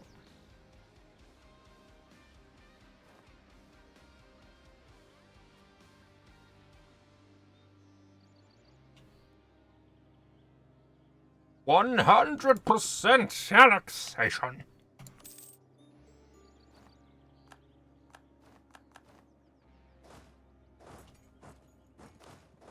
I don't know why, but I do think it's undeniable that all dwarves sound like, shit, what's his name? Brian Blessed. All dwarves sound like Brian Blessed. It's just a fact, I'm sorry. You need to just admit it to yourselves.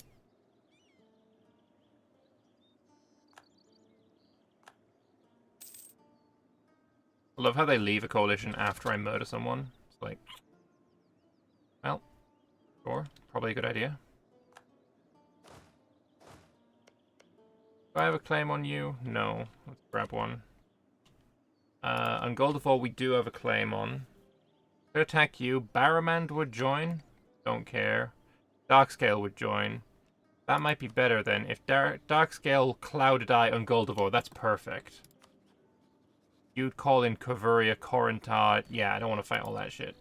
So let's get a claim on the Darkscale.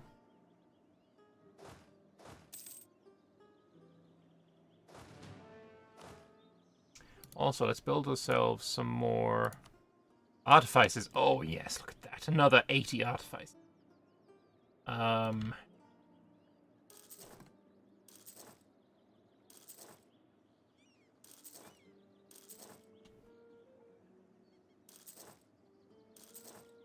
I didn't have enough.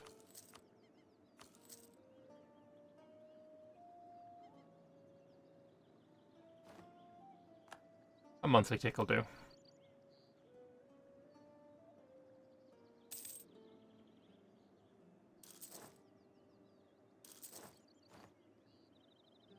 Still doesn't have enough. These shadows are expensive. The Negotiation Nexus, first imagined as the literary classic Please Create the Negotiation Nexus, was envisioned as a machine that could derive anything a person desires by listening to their speech. It could quantify those desires, then compare them to those of other people. By doing so, it would solve all conflicts, all debates, and all disagreements. All could be brought into the same page with the Negotiation Nexus to determine the best course of action. Though, through numbers, it was theorized all strife could be solved. In reality, the Negotiation Nexus we have created works slightly differently. It turns out that language is imprecise, so our Nexus does some minor mind reading alongside speech analysis. Also, since it's hard to quantify desires, there needs to be a personal element. As such, we've redirected the Nexus's outflows to our diplomats and lawyers. Of course, since it would be unfair to our nation's interest to let enemies have access to our minds, we only let our officials see the Nexus's outputs. In general, though, we've certainly stayed faithful to the original vision of the Negotiation Nexus. Through giving ourselves every possible advantage in diplomacy, all strife can be solved. Fantastic. Let's research something else. Negotiation Nexus is tier 3 that gives 15% war score cost. So tariffs, no. Reform growth, no. Envoy travel time and shock damage received is quite nice. Don't particularly care about that. Wand locks, awesome. Balloon boost packs are fine. Empire engine, pretty good. Black Damestear bullets, let's fucking go. We just recently understood the mysteries of Karashi, so it definitely makes sense for us to do that.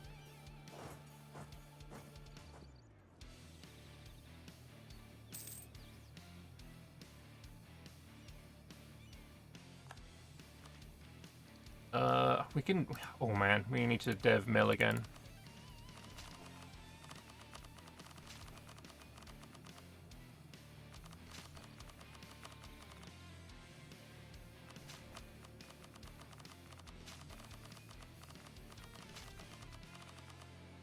Good enough for now. Not for long, though.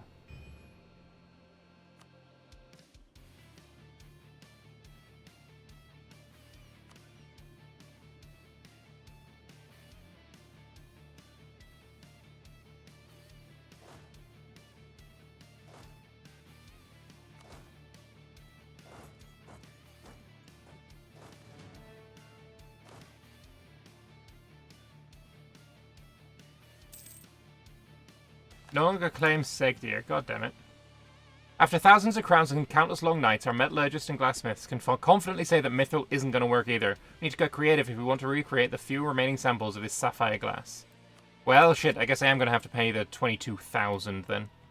Although it's even probably more expensive now.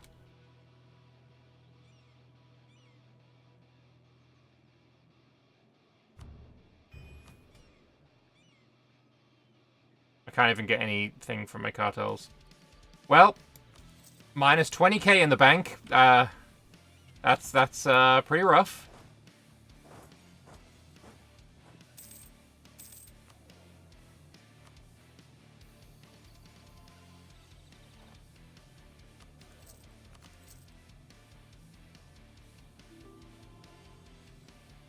What's my income? 1,200.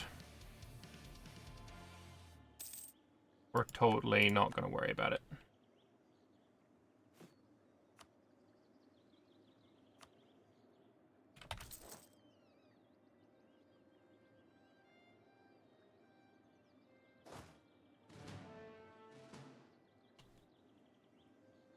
Alright, do I have another army with regular human, not humans, regular dudes? I do.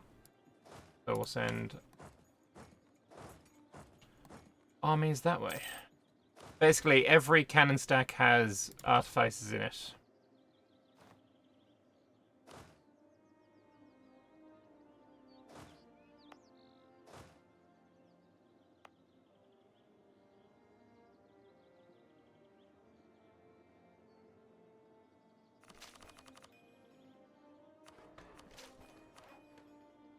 I need to get this to... Oh, it's still damaged. Right, I've got a bunch of damaged holds that I never repaired. That I've just spent shit tons of monarch points on repairing. Even though they're fucking damaged.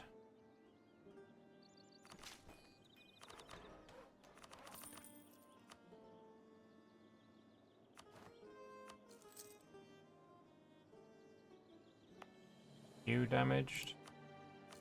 Oh my god, they're all fucking damaged and I didn't notice. Alright, you just need digging. Okay. I'm gonna take another loan. That's fun.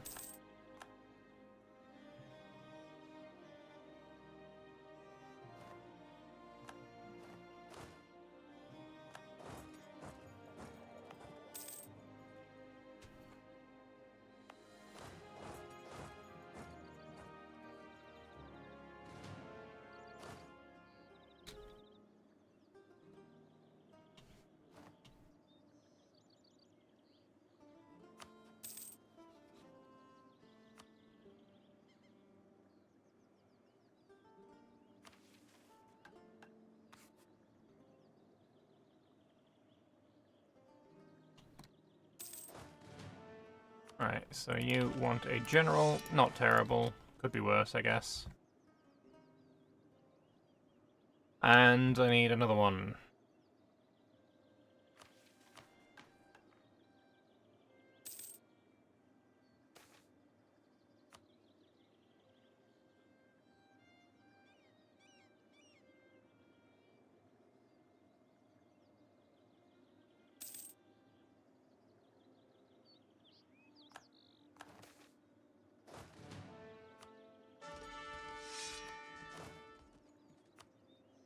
Yeah, it's the worst thing about my game right now is the lack of decent,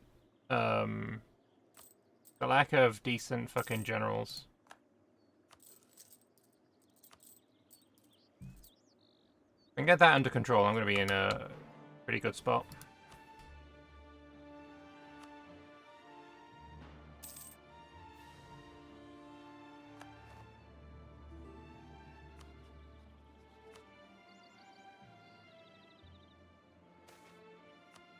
Alright. It's annoying that I probably should have just went for the 22k ones. The Centaur do still have the cores, yes, though even if I was to, like, vassalize and I don't want this land, so yeah, I'm not going to go and take it.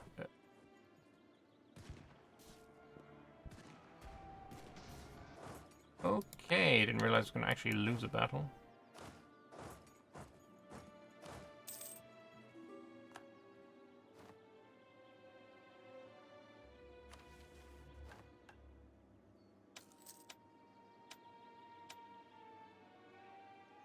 Oh, we can actually do a expedition now. Let's do Dwarverod 27.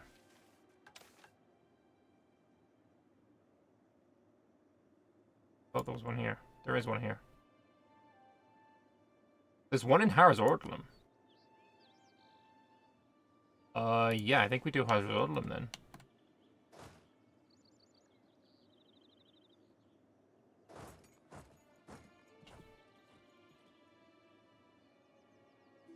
Wrong vassal? Nah, can't be asked. I'm not really a massive fan of vassal gameplay, if I'm being perfectly honest.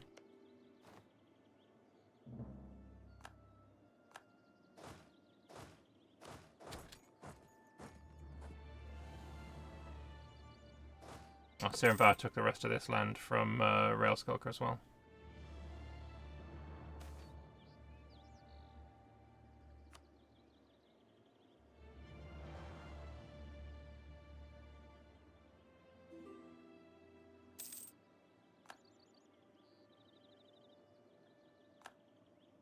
Centaur dude, let's just get a claim on him.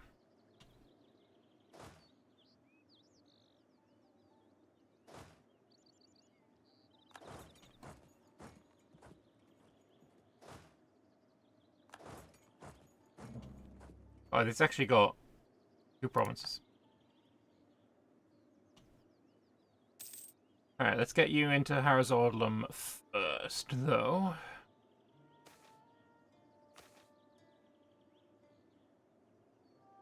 Gold long.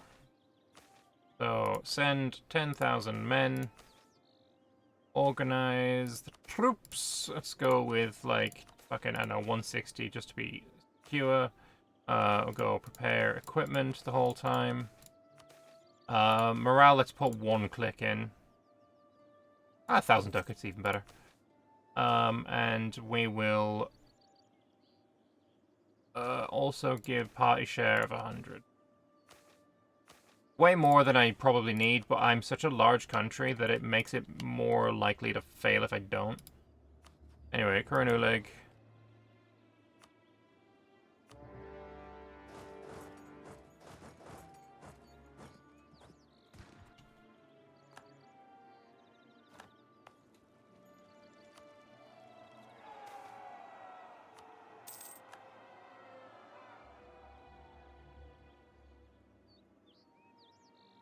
Can't even click on this guy, he's so fucking small. He's gotten 0 troops, he just got fucking stack wiped and he still doesn't want peace.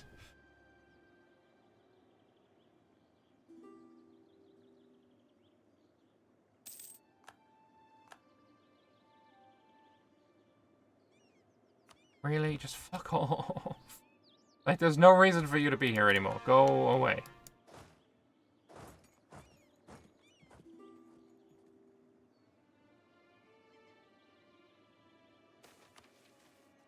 Ernat Veer has found a specialization.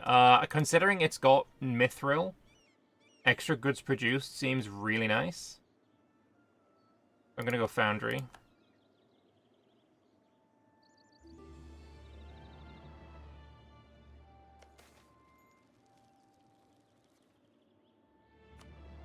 There we go.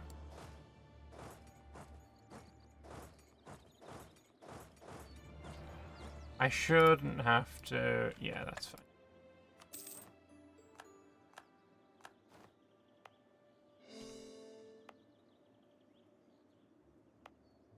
All these are centaurs.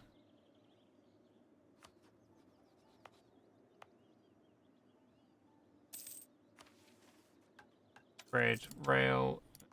Add to doodad, that's fine.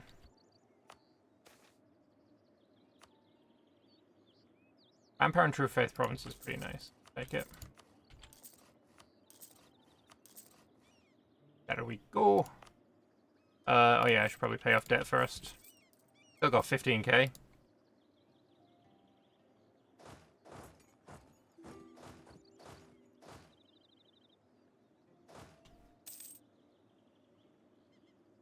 $1.6 million.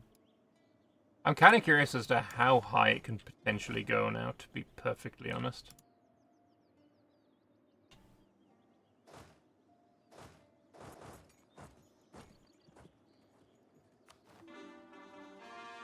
Bunch of cores, very nice. That means we got a bunch of states that we can make.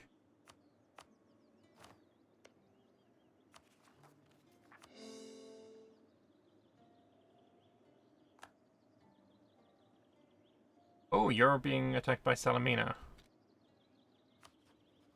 Means you're... Oh, you're still gonna join that, actually.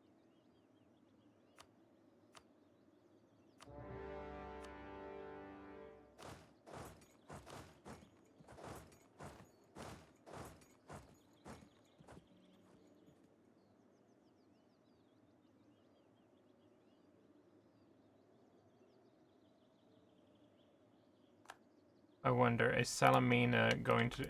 Are they at war with Cloudeye? No.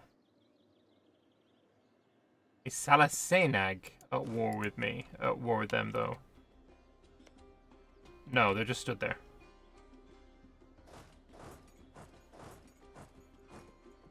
What the fuck? I lost a battle? Rude.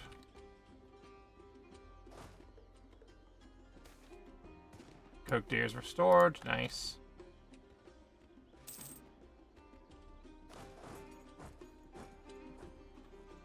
Oh no, my troops. Yeah, maybe I should wait until I have them at full morale before I start wars.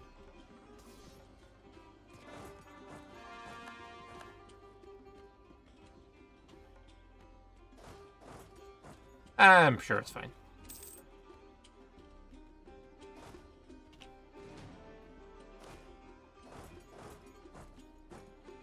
Oh, interesting. He thinks he can win this.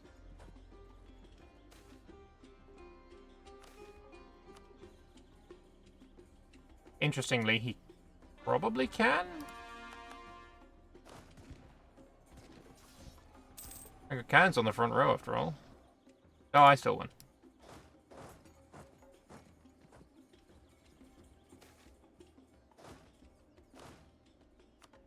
Was I'm getting a little bit too cocky, huh?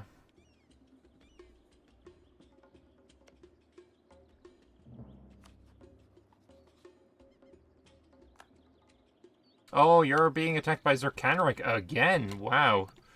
Who'd have ever fucking thought that would happen, huh?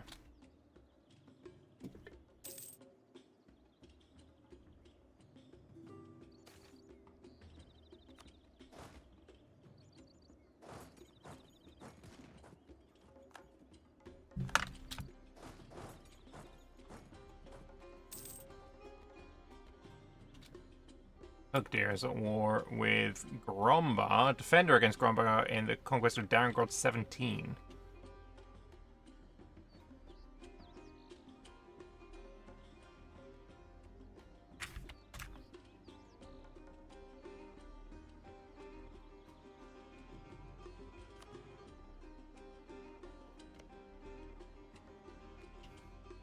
Where? Which one's Darengrod? That's here. 17. Oh, he's going after Krakdoomvror. Ah, okay. I would love to see you try. My brother in Christ. I would love to see it. Mithradoom can be dug deeper.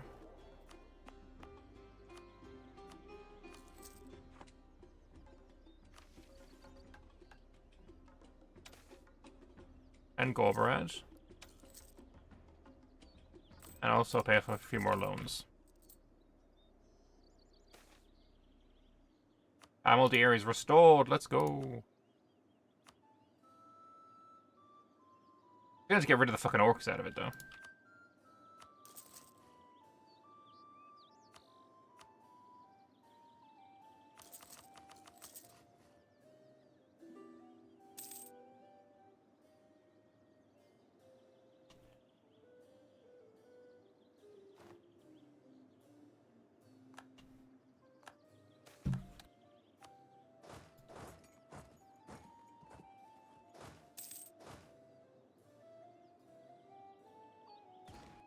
Did my super sexy general die, the one with the 6/6?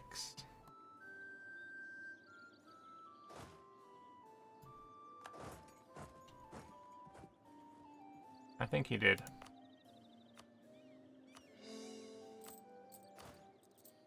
Yeah. Oh, how I wish I had good generals.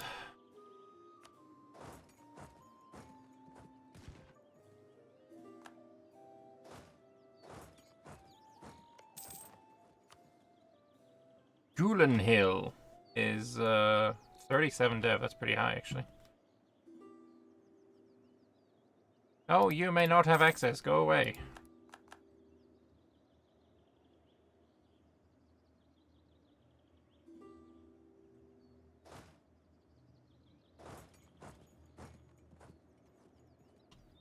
Oh, and Goldevor's been pieced out.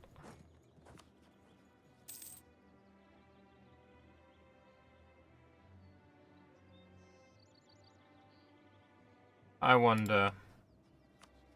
Can I take everything that I want here or not? I can! Okay, that's perfect. Maybe from Orghelovar as well. Book of Vazkron has been taken. Any siege? Nope. Do that then. Fogger's Valley.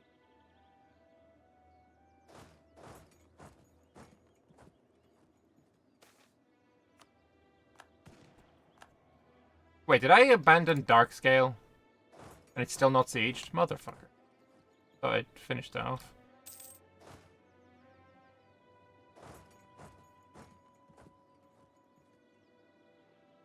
Gulen Hill is fallen.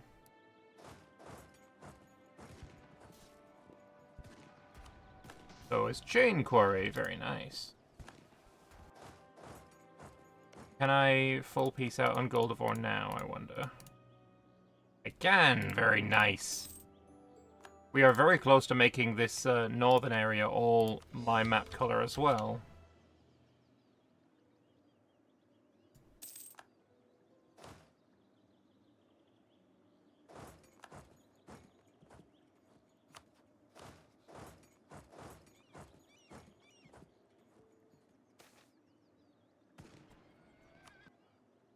Lovely little stack wipe. If you've got stack wiped, are you going to give me... Nope, not yet.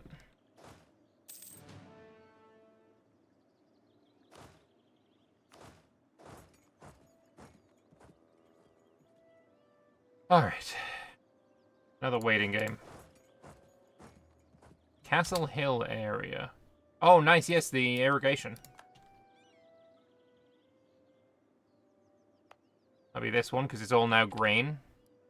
And it has efficient irrigation plus 1 goods produced, which is kind of huge. It makes the farm estate actually make sense here.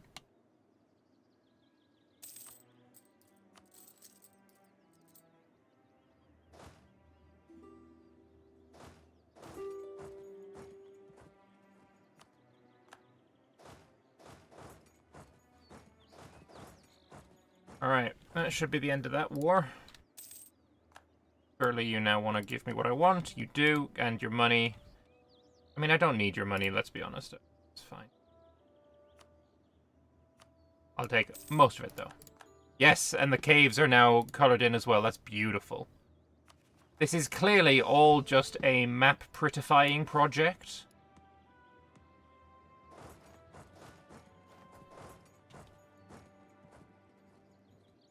That's all this is. Map prettifying.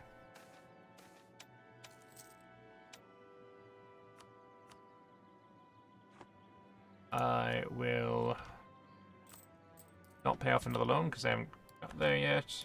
But I will end the war versus Darkscale.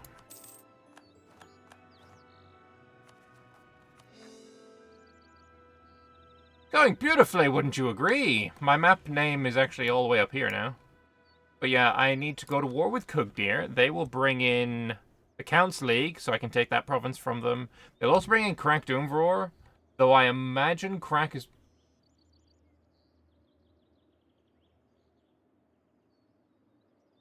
One, holy shit, I didn't know these guys had unit models, but they do.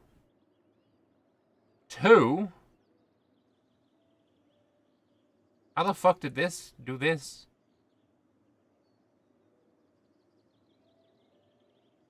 Oh, I think I know why. I think I know how.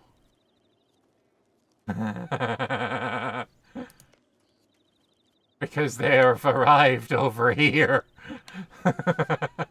We're gonna quickly do TI a second. No, not TI. FOW. Oh no! Oh, that's 2.2 million! Fucking hell. There ain't no way. There ain't no... Oh my god. Oh my fucking god. We didn't miss a battle. We missed a fucking slaughter. That is fucking crazy. That is fucking crazy. What I would like to do... I know this is cheating. I don't care. IO2. Right, it is the green tide, right? Goblin tide. Yeah, okay. Don't know why I'm not getting Goblin tide. It's a disaster I actually do want to face. It's kind of fun. But there is 4.7 million goblins. That is fucking insane. That's insane. Alright, I'm going back to me now. I-12.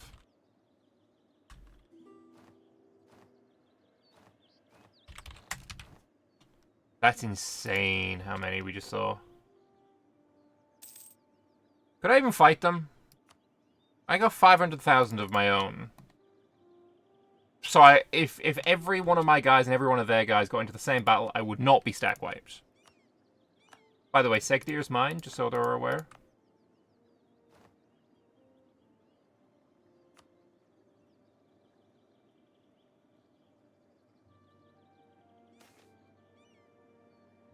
Alana's Breath. Yo. Where's that? Cool.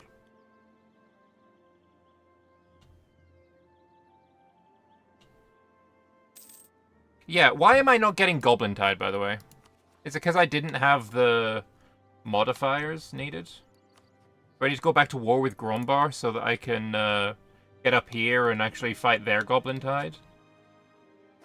Is it like a strange... Like, the strange calcite layer is not it, though, because that's the obsidian dwarves. What is it that causes Goblin Tide?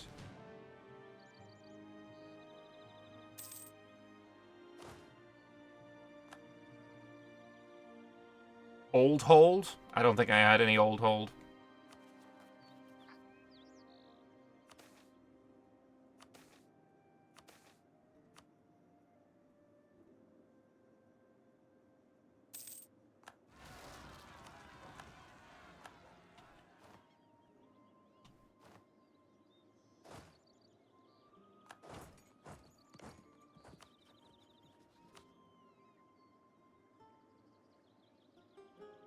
I don't remember getting old hold at all. And now that it's spawned, I don't know if I'm going to be able to get it anywhere.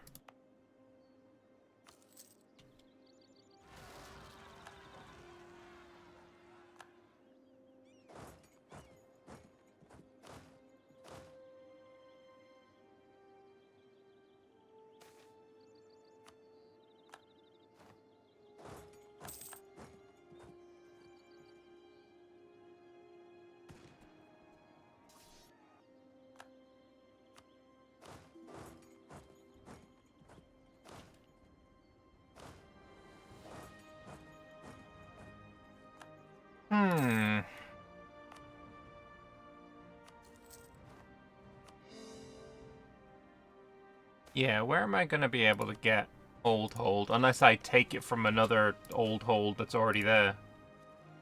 You have old hold? Gold hold? It's close.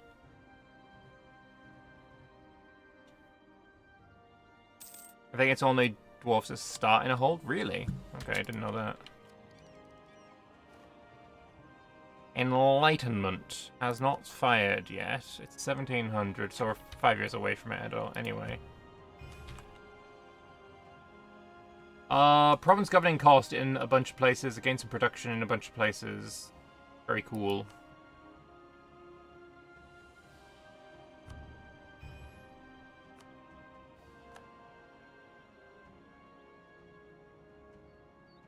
I'm gonna dev though. Oh, Shazdandir is 4 cost to dev. There we go. Just pump that up a bit. Why not?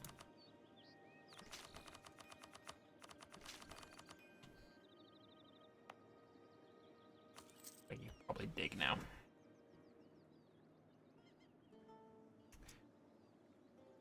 That could be correct. You got the event in your current Argoston run. That's a bit of a shame. When the first trees emerged, it was Grimthar who appeared from the mountain halls and saw their worth. He traversed the newly emerging forest, teaching himself to shape and carve them into intricate forms, learning their uses. He even taught Margos which parts of the tree could be turned into alcohol, and created barrels for him to better ferment and impart new and interesting flavours to his creations. Due to Margaz's petition and his own skill, Grimthar was awarded divinity and became close friends with Margaz. Today, many of our brewers keep a small shrine dedicated to him in their brew halls to instill a spirit of camaraderie to their distilling. Cool.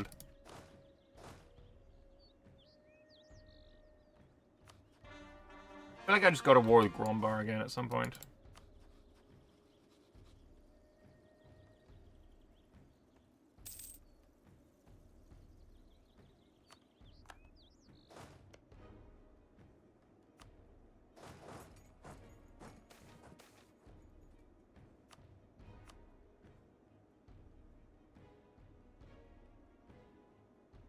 Jad's fighting back. Oh, they're guaranteed by Sariand as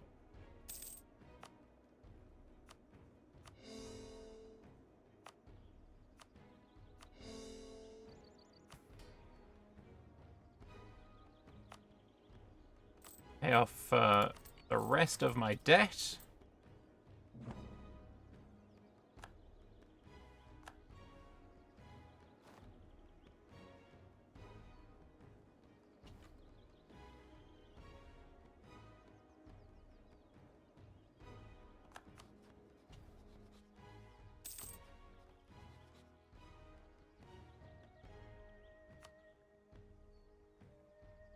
Oh, beaten again. Oh, that's so beautiful.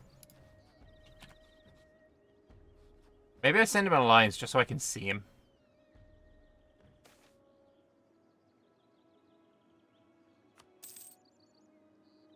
Oh, there's a bit of Goblin Tide that just got beaten. Alright, there's 1.4 million goblins protecting the cave entrance. Ah, well that's not what I wanted, but okay.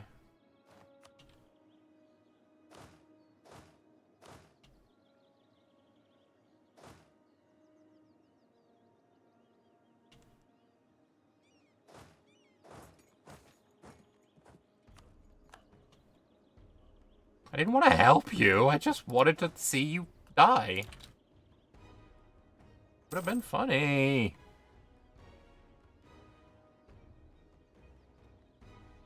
Now bastards are spilling into my land. Motherfucker. Oh, Almaraz has been converted. Very nice.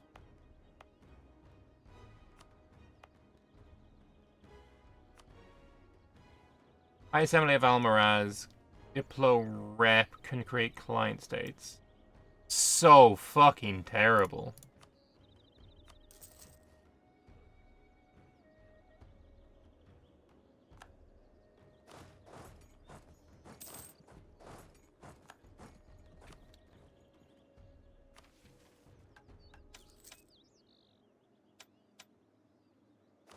Anything good? Oh, 6645. Let's fucking go. That's beautiful. Finally, some good fucking food.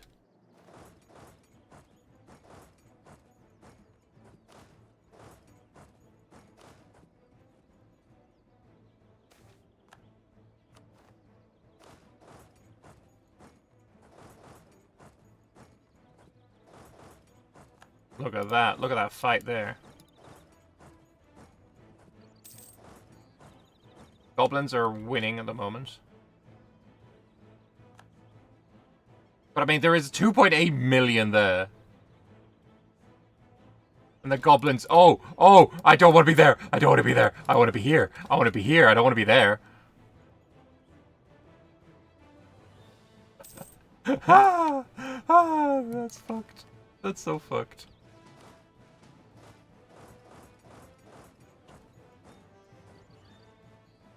That's so fucking cursed.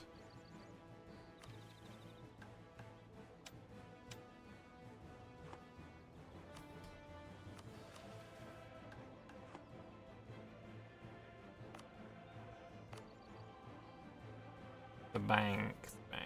Bank's pretty good. Battle Ward is still pretty good. The manpower recovery speed can't really be sniffed at.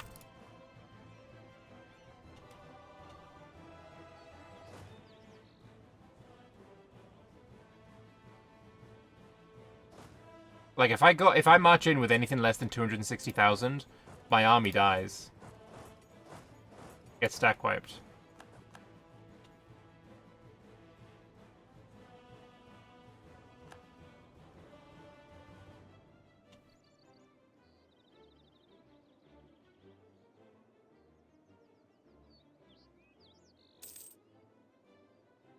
Could get something from the war. I don't know, maybe.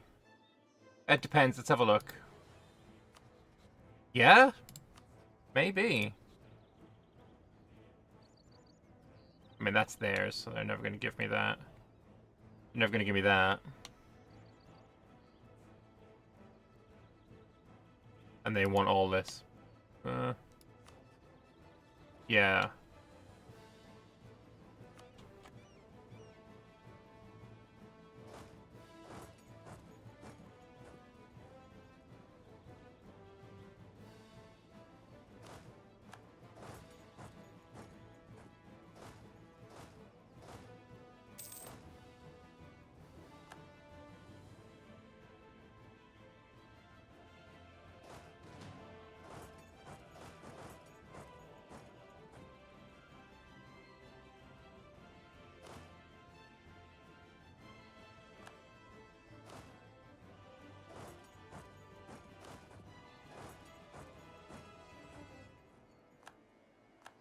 That was a stack wipe.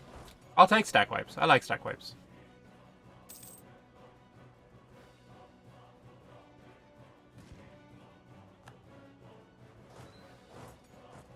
We've basically trapped this 50k within my lands. So if he moves here, then he has to move on to the fort.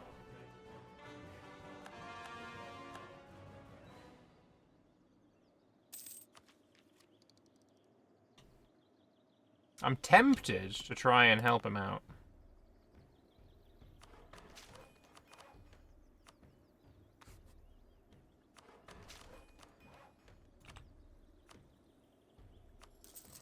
In Sebanar, a change that I asked for that I really, really like is forts also give a little bit of supply limit.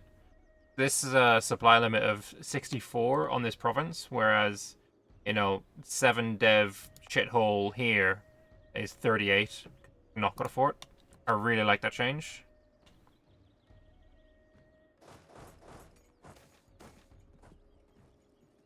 The local cave system has proven very habitable for bats, and a number of gunpowder producers have cropped up in the area to refine the guano into explosives. The alchemists involved in that process have lent their minds and have a radical idea, using a variant of the guano solution from which they extract saltpeter as a chemical bath for a normal sheet of glass. The preliminary tests, though poorly attended, have produced better results than anything else we've tried. With some refinement to the solution and soak methods, we'll be able to produce our own sapphire glass. Missions. Recently, we succeeded in making our own sapphire glass. It took years to research it, but finally Orghelovar can confidently claim that the glass is superior to every other glass. Not only can they modify certain attributes of glass, but also heavily influence its sturdiness. Now the Cobalt Dwarves can assert true dominance on the glass market to show what true glass looks like. Sapphire glass, so named for the blue tint that is a byproduct of its manufacture, has eliminated many of the drawbacks of glass. The saltpeter bath makes it harder than steel, and increased strength allows us to manufacture it at a thickness that affords it incredible flexibility. Our factories are producing glass of incredible quality, with methods that remain a trade secret of national importance. The age of dwarven reclamation will be synonymous with the age of glass. So I get prestige. And every owned province has increased trade value. Every owned glass province, I should say. Check the Goblin Tide event in Vanilla Anbennar. It can be of any dwarf nation. The event that leads it to happen during digging has 4 options. The one you likely took, 1 year income, only has a 30% chance of all told. Okay. That's a shame, honestly. I kind of wanted to fight the Goblin Tide.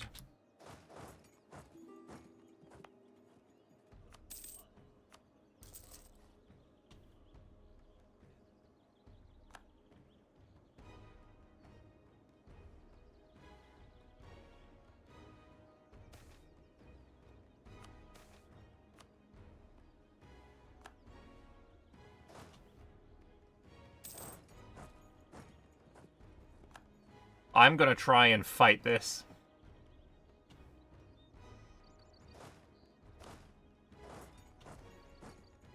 Because it would be funny.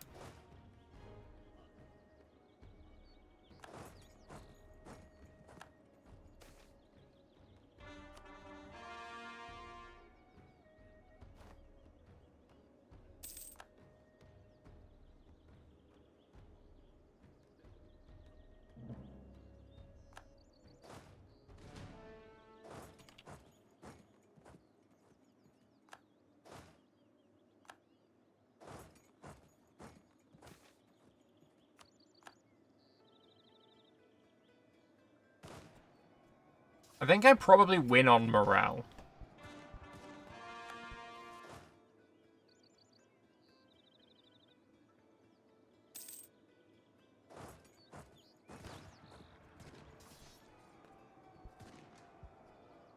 Definitely didn't kill 2.6 million of them.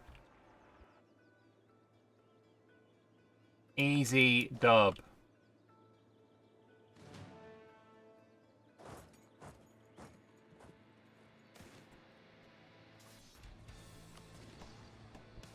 Can more than one Dwarven hold get Goblin Tide?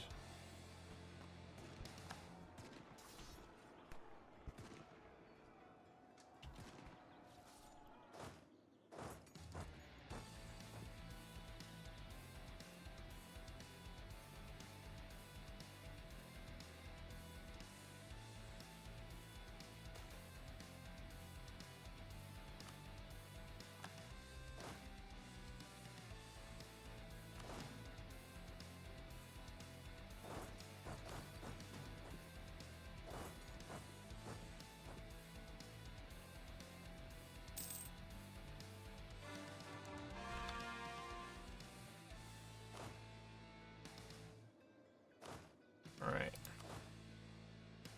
Oh, now these are frickin' purple again.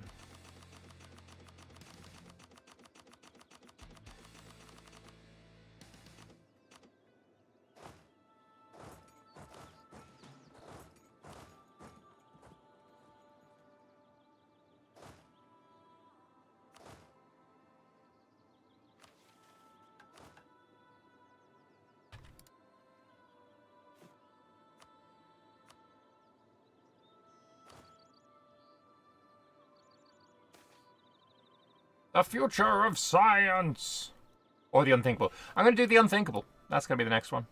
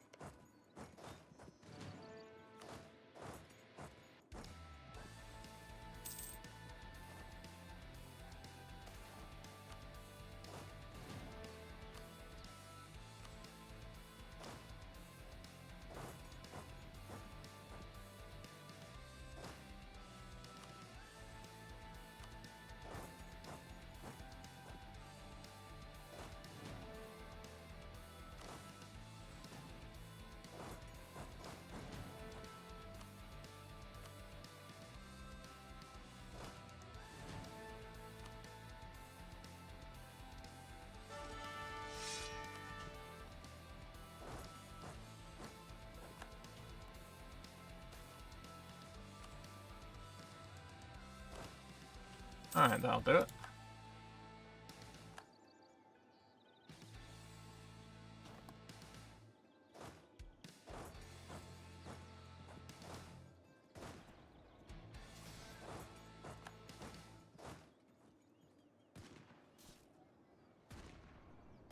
Quite a lot of enemies there, not going to lie.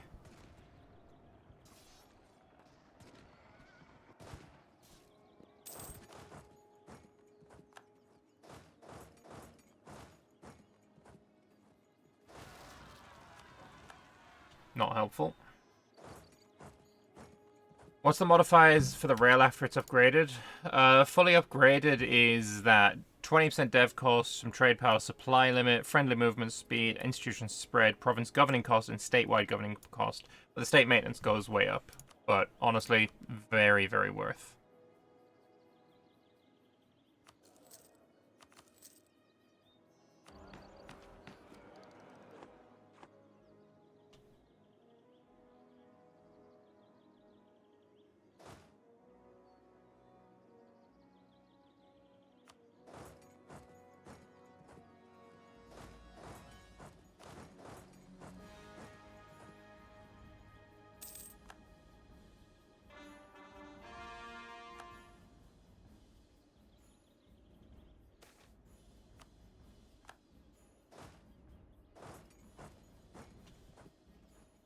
I'm gonna try and build a fort here as well.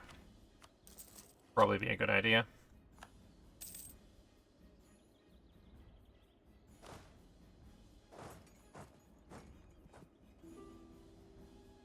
Alright, Dervazatun has fallen, though.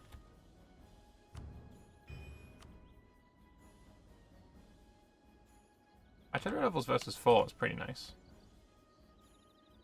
What's the modifiers? Oh, yeah, sorry. Saw that one already.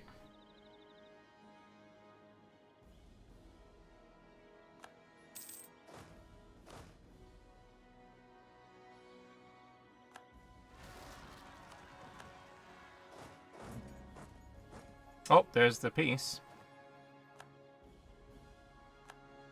No, fucking white piece, are you serious? And goblins returned. Mages are powerful beings. Their control of the elements, their mastery of the world, and their bond with all that is ethereal is nothing to scoff at. Everything they can accomplish from the perspective of just normal being is almost unreal. It can make one feel weak in comparison. What if someone could harness and control magic in the same way that mages can? Leading scientists among Orghelovar have taken an interest in using their excess supply of Damestear in a new, gigantic undertaking, controlling and focusing magic to their whim via the form of ray of magical energy. While all of this is purely theoretical, while all of this theoretically would require a mage, or if they remove the mage completely, put the power into the hands of the normal one might say. With the new developments with glass, Damestear, and science as a whole, it looks to be a mountain that Orghelovar only may be able to take on. What was once considered impossible is now simply maybe a few inventions away. New missions! Also, Cozenard can be dug.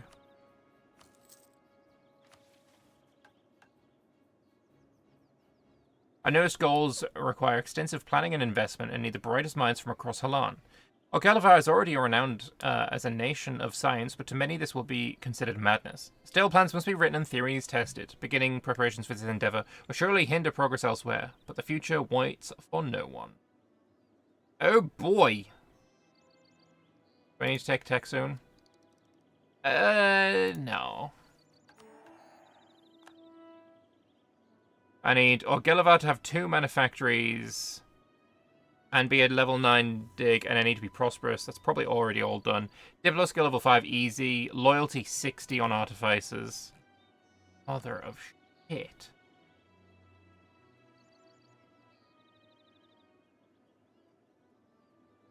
What's your 65 and it's going up slowly. Okay, I can just probably wait. You're already dig level 9, I assume. Where can I find?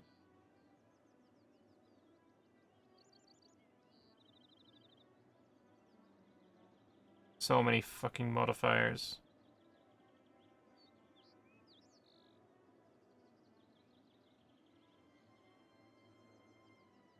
Oh, I need to dig harder. Oh, of course, of course.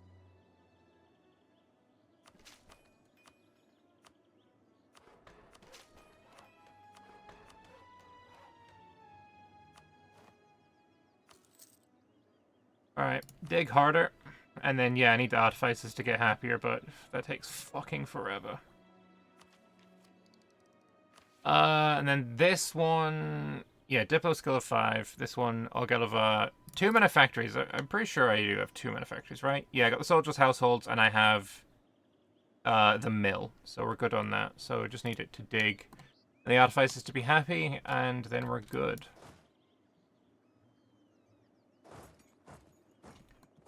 Alright, you're gonna be fine. You two there, go there, you go there. Actually, go there. You can go there.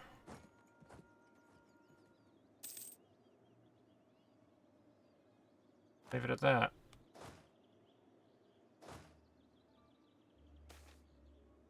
Earthedom digs deeper, very cool.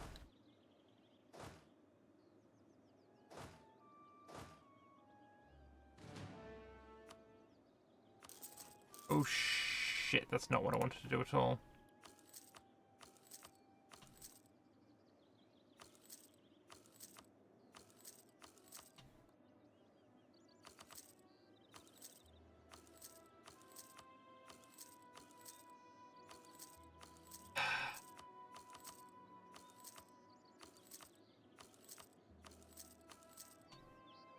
One more being built somewhere.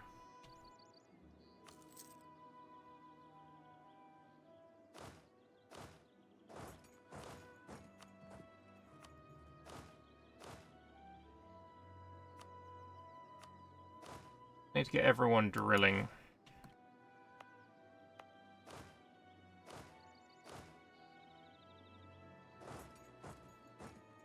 Alright, and with that, I think I am going to call it for today.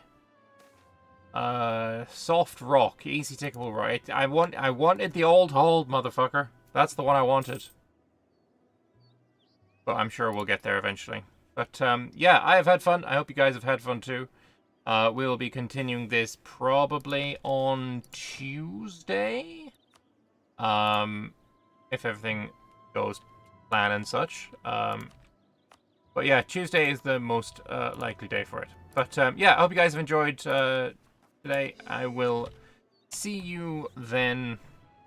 Yeah, that's it. Bye-bye.